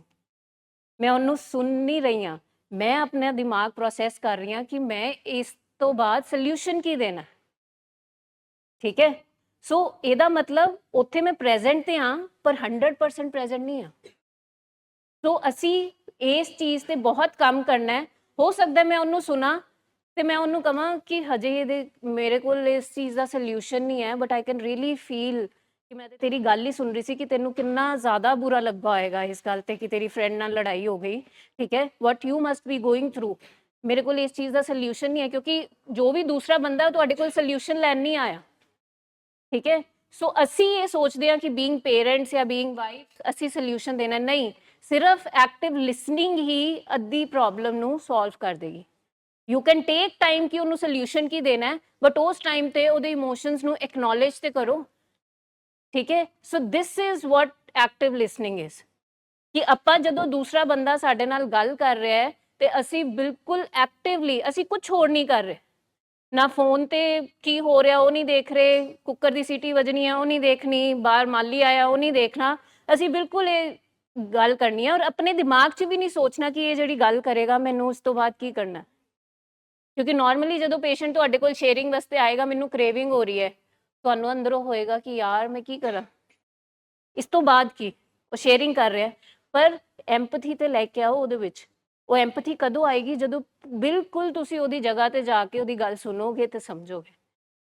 ਠੀਕ ਹੈ, ਉਹਨੂੰ ਇਹ ਕਹਿਣਾ ਕਿ ਮੈਂ ਤੇਰੇ ਨਾਲ ਆ, ਮੈਂ ਪੂਰਾ understand, I can understand what you are going through. ਠੀਕ ਹੈ, ਫਿਰ ਅਸੀਂ ਸੋਲੂਸ਼ਨ ਵਾਸਤੇ ਟਾਈਮ ਲੈ ਸਕਦੇ ਹਾਂ। मतलब this is a magical sentence, I can understand, मैं समझ सकती हाँ तुसी किस हालात तो गुजर रहे हो। आप सिर्फ किसी को इतनी बात बोलो तो उसको तसल्ली मिल जाती है कि मेरा दर्द कोई बांट रहा है, मुझे कोई समझ रहा है। ज़रूरी नहीं है कि हर बात में आपने उसको कोई ना कोई आंसर देना है, सोल्यूशन देना है। नहीं समझ आती इतना तो हम बोल ही सकते हैं। इफेक्टिव असरदार हमने एक बातचीत करनी है ना कि बेटा मैं समझ सकती हूँ, बड़ा औखा वेला है। तो एक स्टेटमेंट असी हमेशा याद रखिए, मतलब ਅਸੀਂ ਕੀ ਕਰਨਾ ਕਿ ਕੀ ਕਰ ਸਕਦੇ ਹਾਂ, ਆਈ ਕੈਨ ਅੰਡਰਸਟੈਂਡ। ਤੁਸੀਂ ਦੇਖੋ ਕਿ ਦੁੱਖ ਵੇਲੇ ਜਦੋਂ ਲੋਕੀ ਜਾਣਦੇ, ਲੋਕੀ ਕੀ ਸਟੇਟਮੈਂਟ ਦਿੰਦੇ ਆ, मैं समझ सकते हैं कि बड़ा भार टूट गया ਤੁਹਾਡੇ ਉੱਤੇ। दुख तो कम नहीं होता, बट वो एश्योरेंस एक स्टेटमेंट की हौसला दे देती है कि हम समझ सकते हैं, बड़ा औखा टाइम है आपका। तो ये स्टेटमेंट हमेशा अपने आप को याद दिलाना कि जब कोई बात कर रहा है नहीं समझ आ रही, ये तो बोल सकते हैं ना, आई कैन अंडरस्टैंड। ਕਿਉਂਕਿ ਸਾਡੇ ਨਾ ਸਕ੍ਰਿਪਟਸ ਹੁੰਦੀਆਂ, ਬੱਚੇ ਵੀ ਜਾਂ ਸਾਡੇ ਘਰ ਦੇ ਵਿੱਚ ਨਾ, ਮੈਂ ਇਹ ਬੋਲਿਆ ਮੈਨੂੰ ਪਤਾ ਤੁਸੀਂ ਇਹੀ ਬੋਲਣਾ ਹੁੰਦਾ ਨਾ, ਠੀਕ ਹੈ, ਮੈਨੂੰ ਪਤਾ ਹੀ ਸੀ ਤੁਸੀਂ ਇਹ ਬੋਲਣਾ। ਉਹ ਪਤਾ ਕਿਵੇਂ ਹੋਇਆ? ਕਿਉਂਕਿ ਅਸੀਂ ਕਦੀ ਐਕਟਿਵ ਲਿਸਨਿੰਗ ਕੀਤੀ ਨਹੀਂ। ਸੋਚੋ ਜੇ ਸਕ੍ਰਿਪਟ ਚੇਂਜ ਹੋ ਜਾਏ ਤੇ ਤੁਸੀਂ ਉਹਨੂੰ ਸਲਾਹ ਜਾਂ ਉਹਨੂੰ ਸੋਲੂਸ਼ਨ ਦੇਣ ਦੀ ਬਜਾਏ ਜਾਂ ਪੁਰਾਣੀ ਗੱਲ ਯਾਦ ਕਰਾਉਣ ਦੀ ਬਜਾਏ ਉਹਨੂੰ ਅੱਗੋਂ ਇਹ ਬੋਲੋਗੇ ਕਿ ਆਈ ਕੈਨ ਅੰਡਰਸਟੈਂਡ, मैं बिल्कुल समझ, ये तो बिल्कुल ही स्क्रिप्ट ही चेंज हो गई।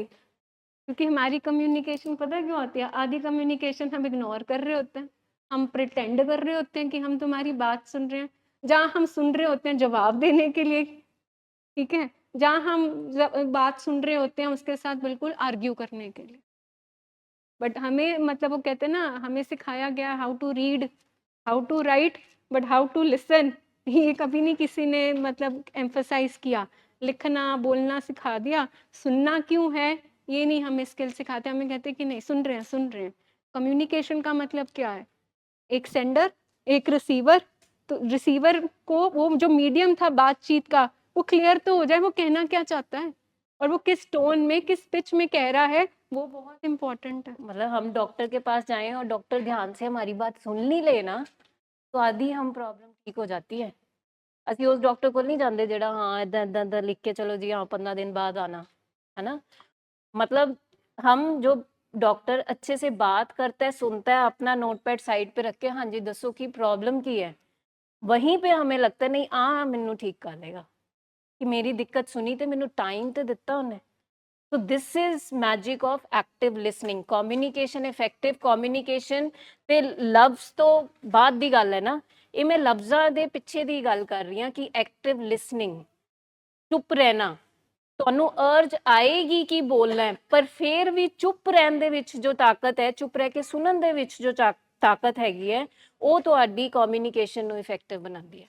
तो it is a complete process, सिर्फ बोलना नहीं सुनना भी। ठीक है जी। सो मूविंग फॉरवर्ड, ਹੁਣ ਅਸੀਂ ਟੇਕ ਕਰ ਲਿਆ, ਟੇਕ ਕੇਅਰ ਤੋਂ ਟੇਕ ਕਰ ਲਿਆ, ਟੀ ਤੋਂ ਕੀ ਸੀਗਾ? Thoughts, awareness. ਹਾਂਜੀ, ए ਤੋਂ ਕੀ ਸੀਗਾ? Acknowledge reality. ठीक है, हाँ जी। के से तो कीप अ जर्नल, हाँ, and then E E for effective communication. Take कब के लिए तैयार है फ्लाइट? उड़ा लें फिर, ठीक है, आगे तभी चलेंगे कि एयर पे अगर हमारी वो टेक हो रही है, हमारी फ्लाइट उड़ने के लिए रेडी हो गई है तो हम चलें, आगे बढ़े। सीट बेल्ट बांध लीजिए कृपया अपनी। हाँ जी, तो केयर से शुरू करते हैं। सी पहला अल्फाबेट है, that is conflict resolution, address conflict calmly and find constructive solutions. Set healthy boundaries while avoiding unnecessary fights. तो कॉन्फ्लिक्ट रेजोल्यूशन, कॉन्फ्लिक्ट तो हमारे घरों का एक पार्ट है।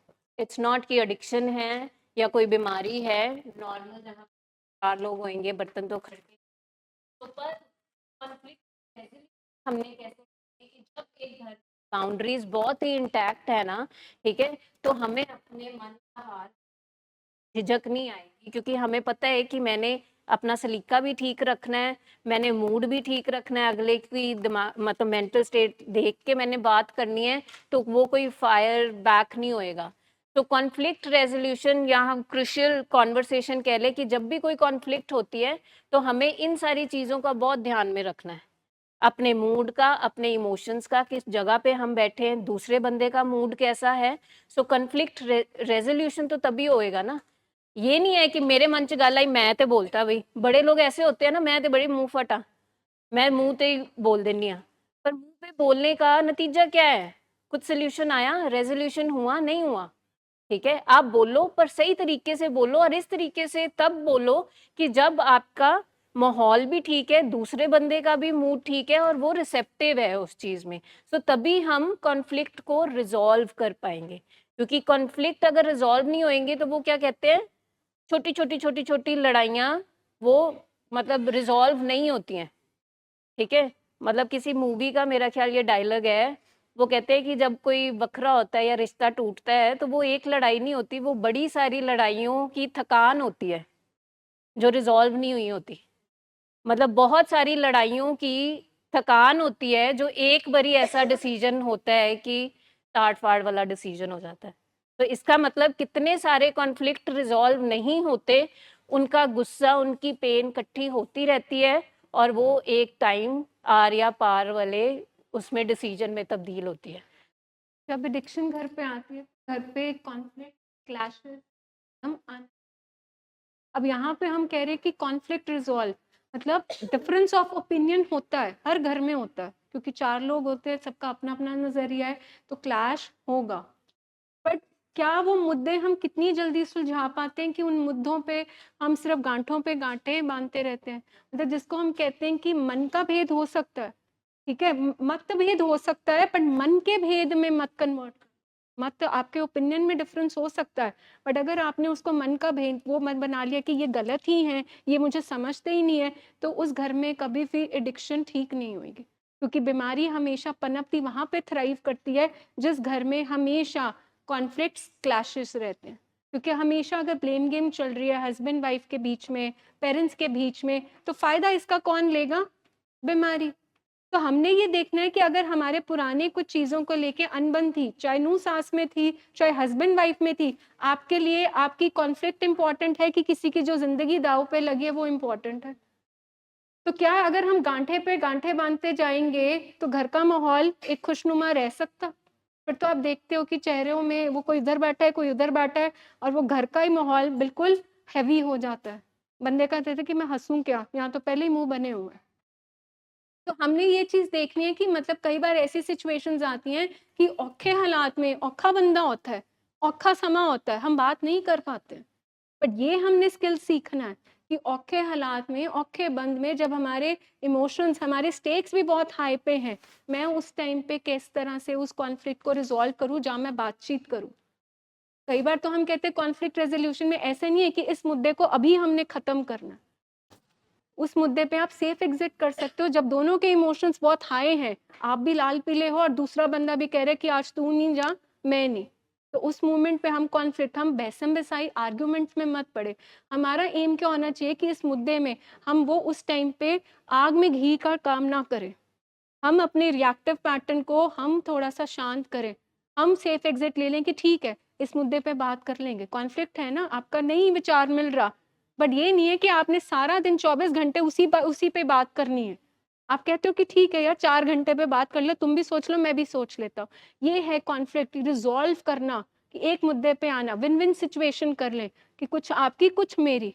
बट हमारा दिमाग क्या कहता है कि मेरी ही मानी जाएगी, मेरी ही चलनी चाहिए।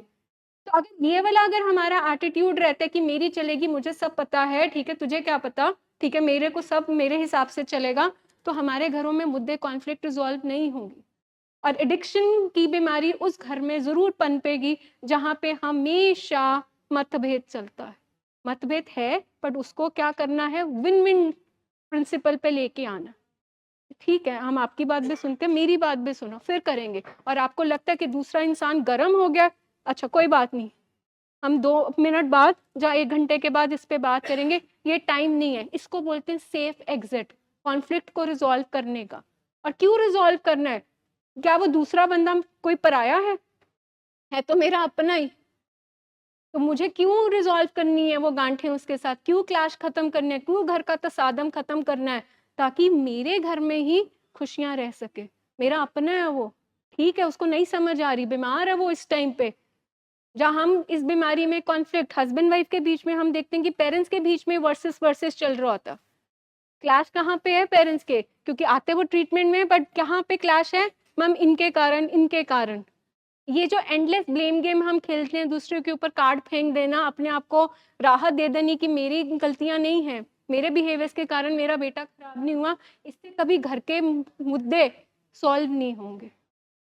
तो बीमारी में अगर हमने अपने आप को ठीक रखना है और अपने लव्ड वन को हम ठीक रखना चाहते हैं, तो पहले अपने मन मुटाव को हमें भुलाना पड़ेगा, क्योंकि किसी की यहाँ पे जिंदगी दाव पे लगी है, उससे 25 लोगों की, 4 लोगों की प्रोफाउंडली अफेक्ट हो रही है। एक एडिक्शन की बीमारी में कहते हैं एक पेशेंट नशा करते हैं, 4 लोग प्रोफाउंडली उस बीमारी में अफेक्ट होते हैं और 25 लोग इनडायरेक्टली इस बीमारी की चपेट में आते हैं। तो क्या हम सिर्फ अपने घर में यही करें कि हमारे घर में क्या है, बाहर बोर्ड पे लिखा है कि यहाँ पे सिर्फ घर पे क्या चलता है, वर्सेस, जहाँ आज मैं नहीं, जहाँ आज तू नहीं। तो ये हमने अपना यहाँ से अपने बिहेवियर को चेंज करना है कि ठीक है, हो गई बात, विन विन क्या करें, मिडल प्रिंसिपल क्या निकाले।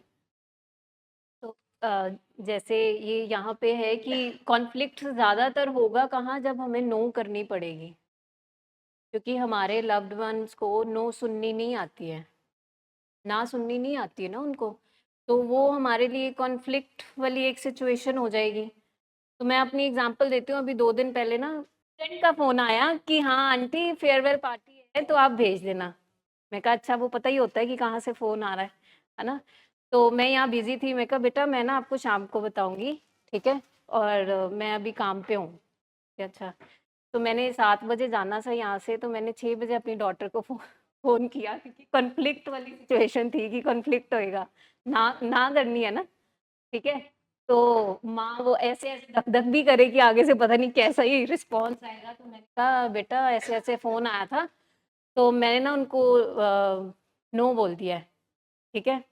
तो वही आप कैसे, ये मैंने तो जाना है, मेरी फ्रेंड जा रही है ये वो।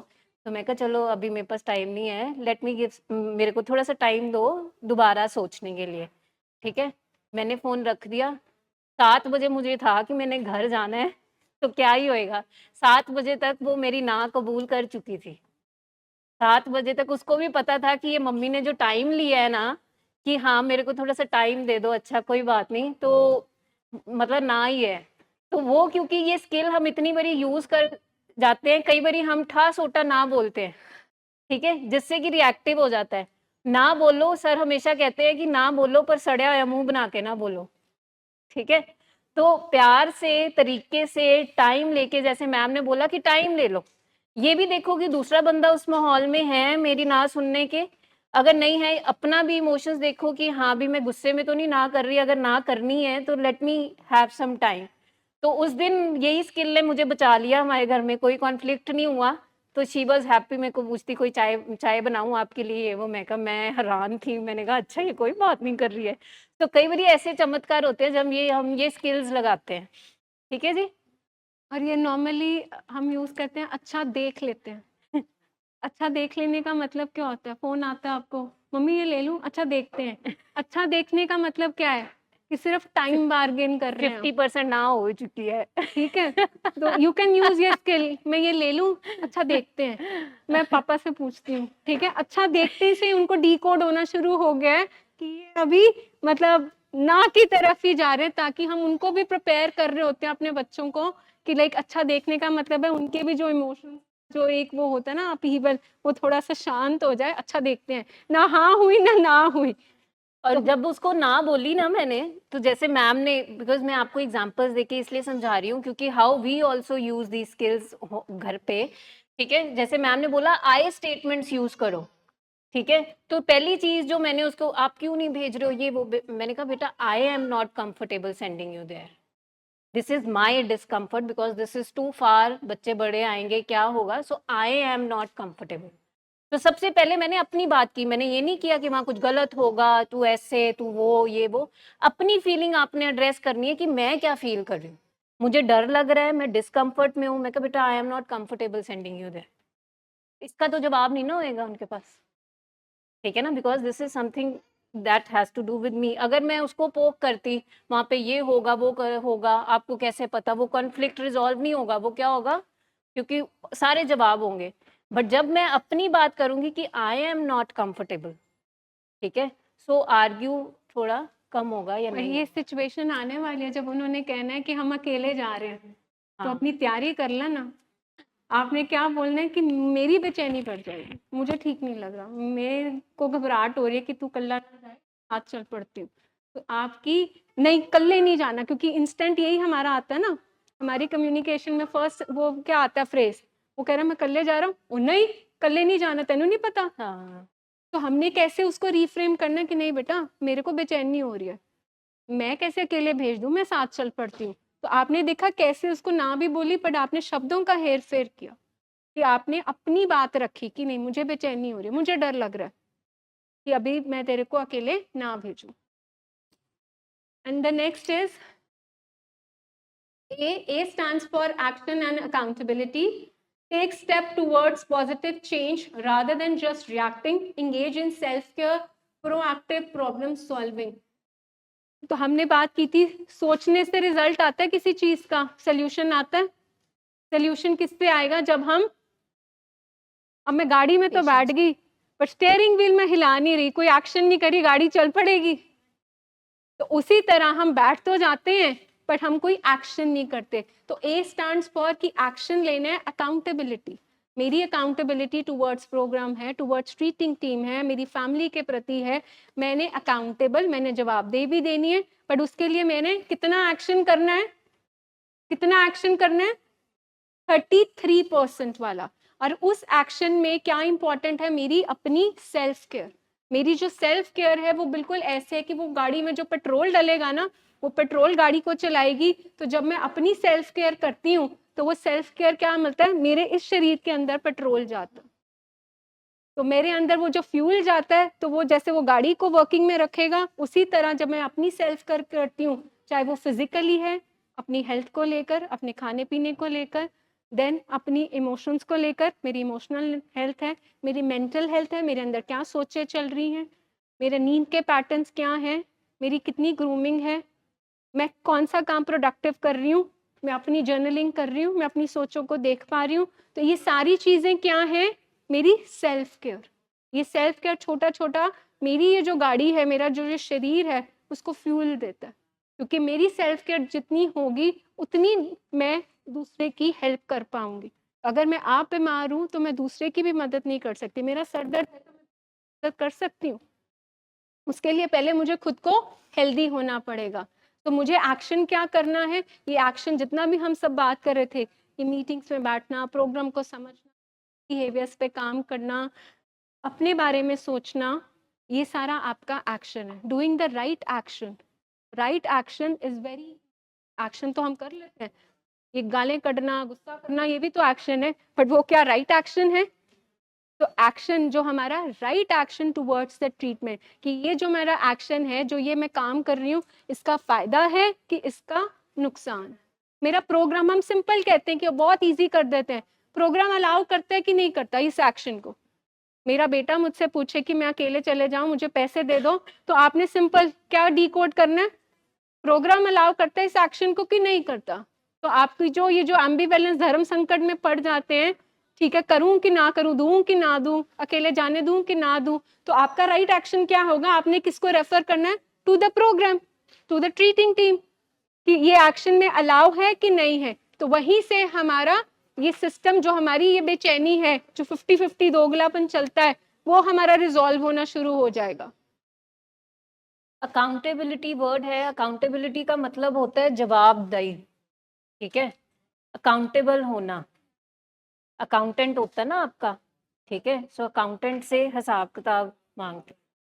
हम क्या कहते हैं कि हमारा जो लक्ष्य है ना, मैं दसदा ही नहीं कितने जा रहे हैं, पैसे होंगे इन्हें कभी दसे ही नहीं भी कितने खर्चदा पिया है, ਇਹਨੂੰ ਜਵਾਬ ਦੇਣਾ ਚਾਹੀਦਾ ਹੈ ਨਾ, थोड़ी जी तो सानू हिसाब किताब दसना चाहिए। फैमिली का यहाँ पे अकाउंटेबल होना बहुत ज़रूरी है। क्या हम भी घर पे बता के जाते हैं? कई बारी क्या होता है कि बच्चे ये बोलते हैं कि my father is also like that, कि मेरे घर पे मैं मेरा रिवाज ही नहीं हैगा दस के जान दा, मेरे घर रिवाज नहीं हैगा बैठ के गल करन दा, जे कोई प्रॉब्लम हो गई है गल करन दा कोई रिवाज नहीं हैगा।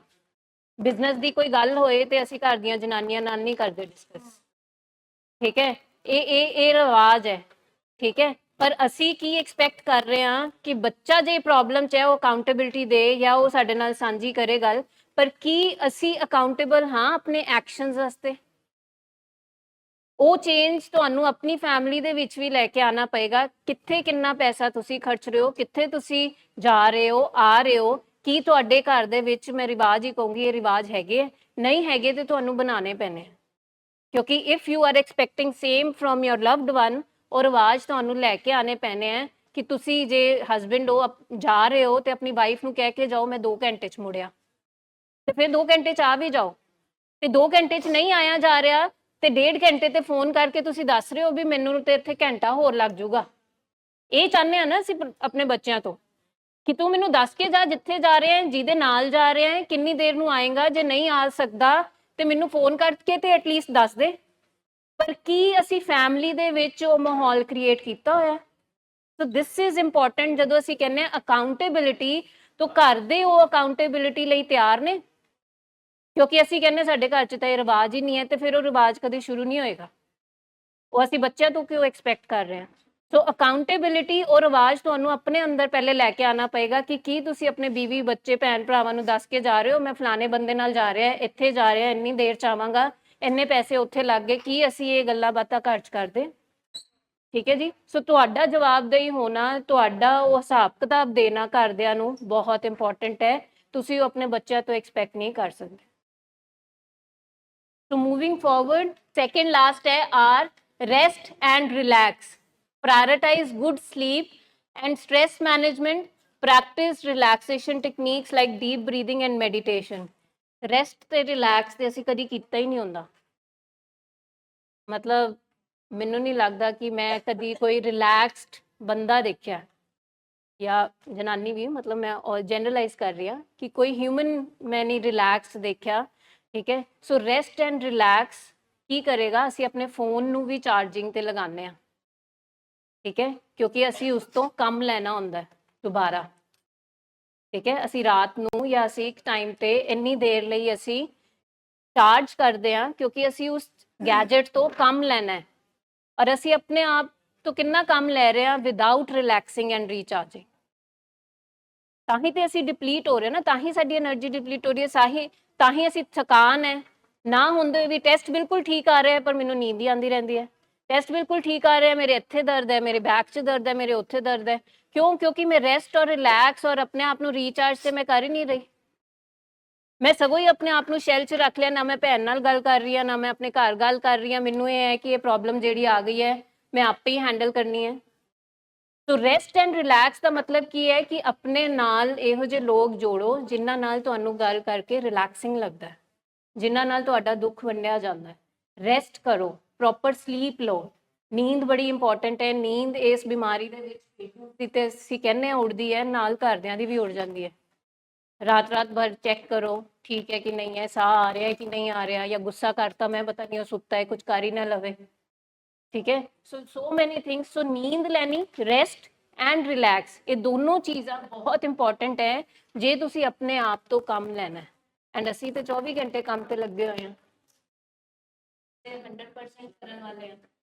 ਠੀਕ ਹੈ। ਸੋ ਅਸੀਂ ਘਰ ਵੀ ਸਾਹਮਣੇ ਹੈ, ਬੱਚੇ ਵੀ ਸਾਹਮਣੇ ਹੈ, ਬਿਜ਼ਨਸ ਵੀ ਸਾਹਮਣੇ ਹੈ, ਇੱਥੇ ਵੀ ਆਉਣਾ ਹੈ, ਸਭ ਕੁਝ ਕਰਨਾ ਹੈ। ਸੋ ਸੋਚੋ ਸਾਨੂੰ ਕਿੰਨਾ ਰੈਸਟ ਦੀ ਲੋੜ ਹੈ। बटन आंदा रहेगा, वार्निंग साइन बार बार आती रहेगी। आती है ना कि बैटरी रह गई पर साडे च नहीं लगा कोई चिप, तो सानू किवें इंडिकेशन मिलती है कि बैटरी लो हो रही है?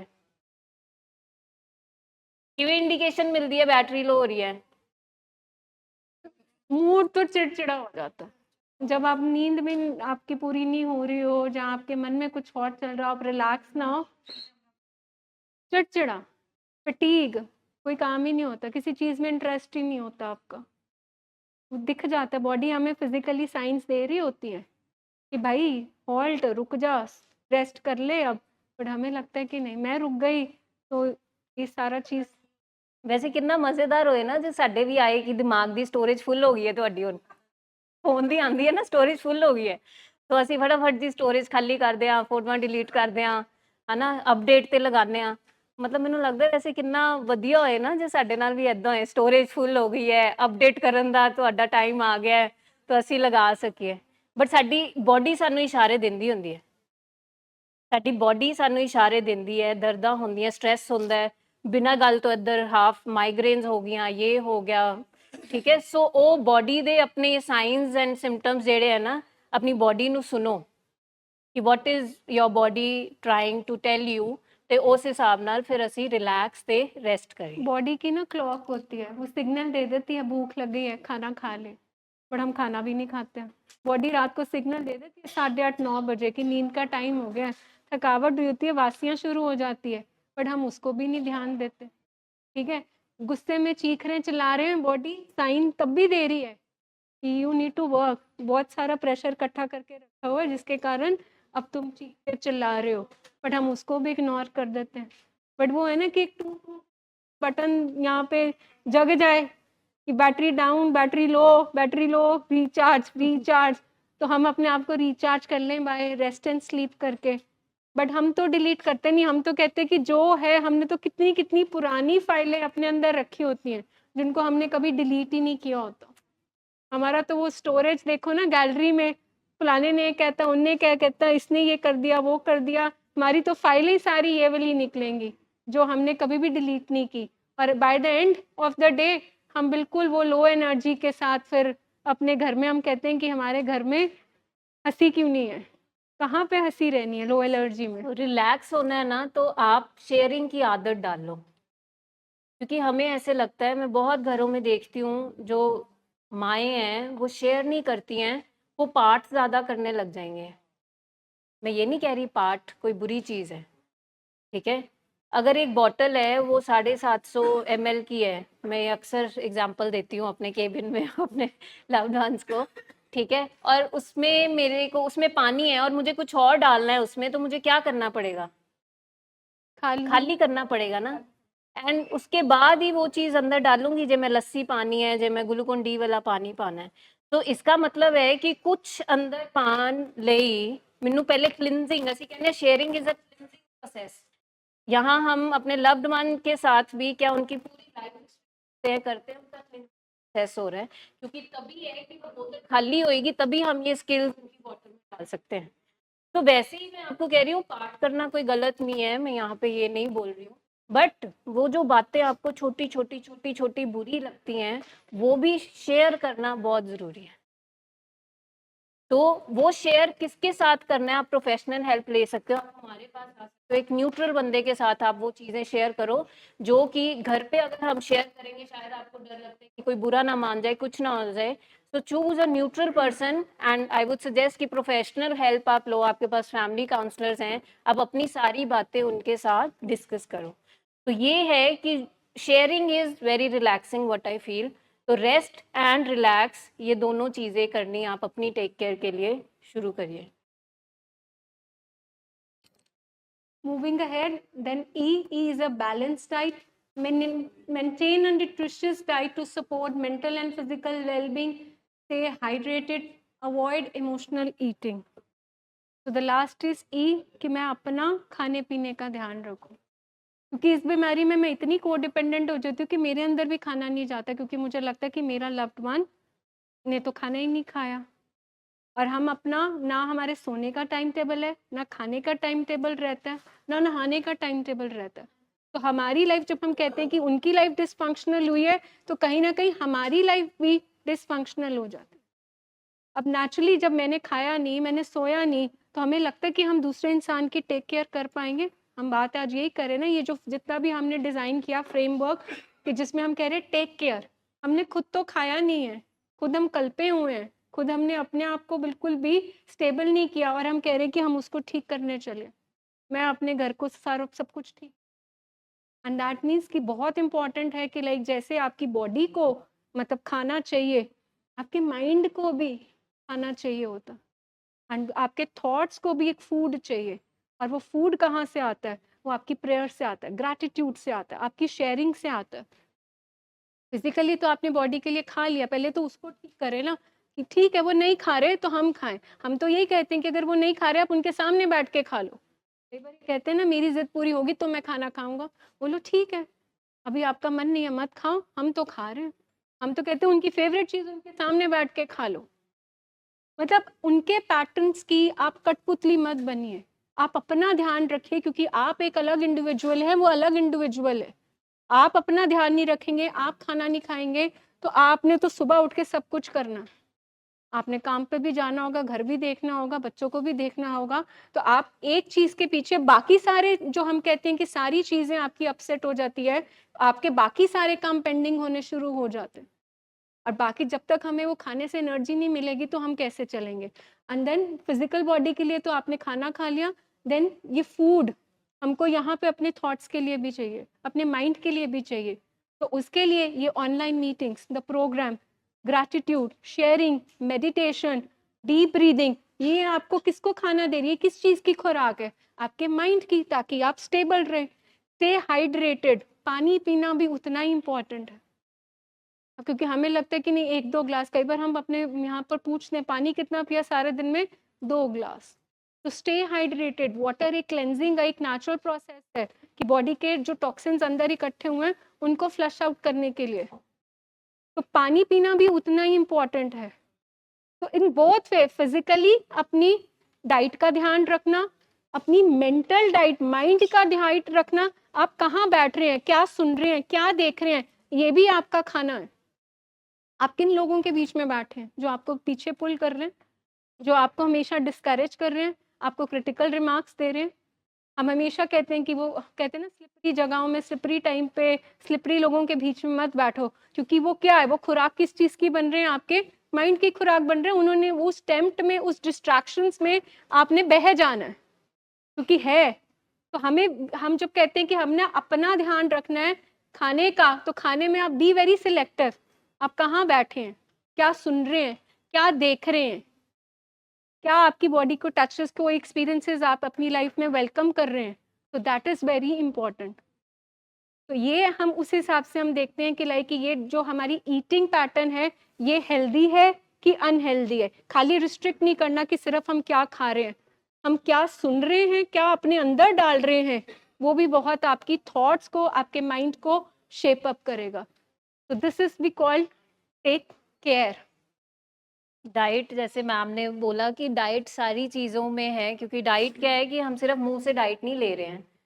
जैसे मैम ने बोला, जो हम कंटेंट अपने फ़ोन पे देख रहे हैं, दैट इज़ डाइट, क्योंकि अंदर जा रहा है। वो अंदर जाके मेरे अंदर क्या उथल पुथल करता है, क्योंकि खाना क्या है, खाना अंदर जा रहा है, वो एनर्जी दे रहा है या नुकसान कर रहा है, लिवर का कर रहा है। पर जो हम कंटेंट टीवी में, फ़ोन पे देख रहे हैं, वो मेरे अंदर जाके कैसी उथल पुथल लेके आ रहा है। जो मैं गाने सुन रही हूँ या जो मैं कोई भी चीज़ें सुन रही हूँ, उसका असर क्या पड़ रहा है। ठीक है।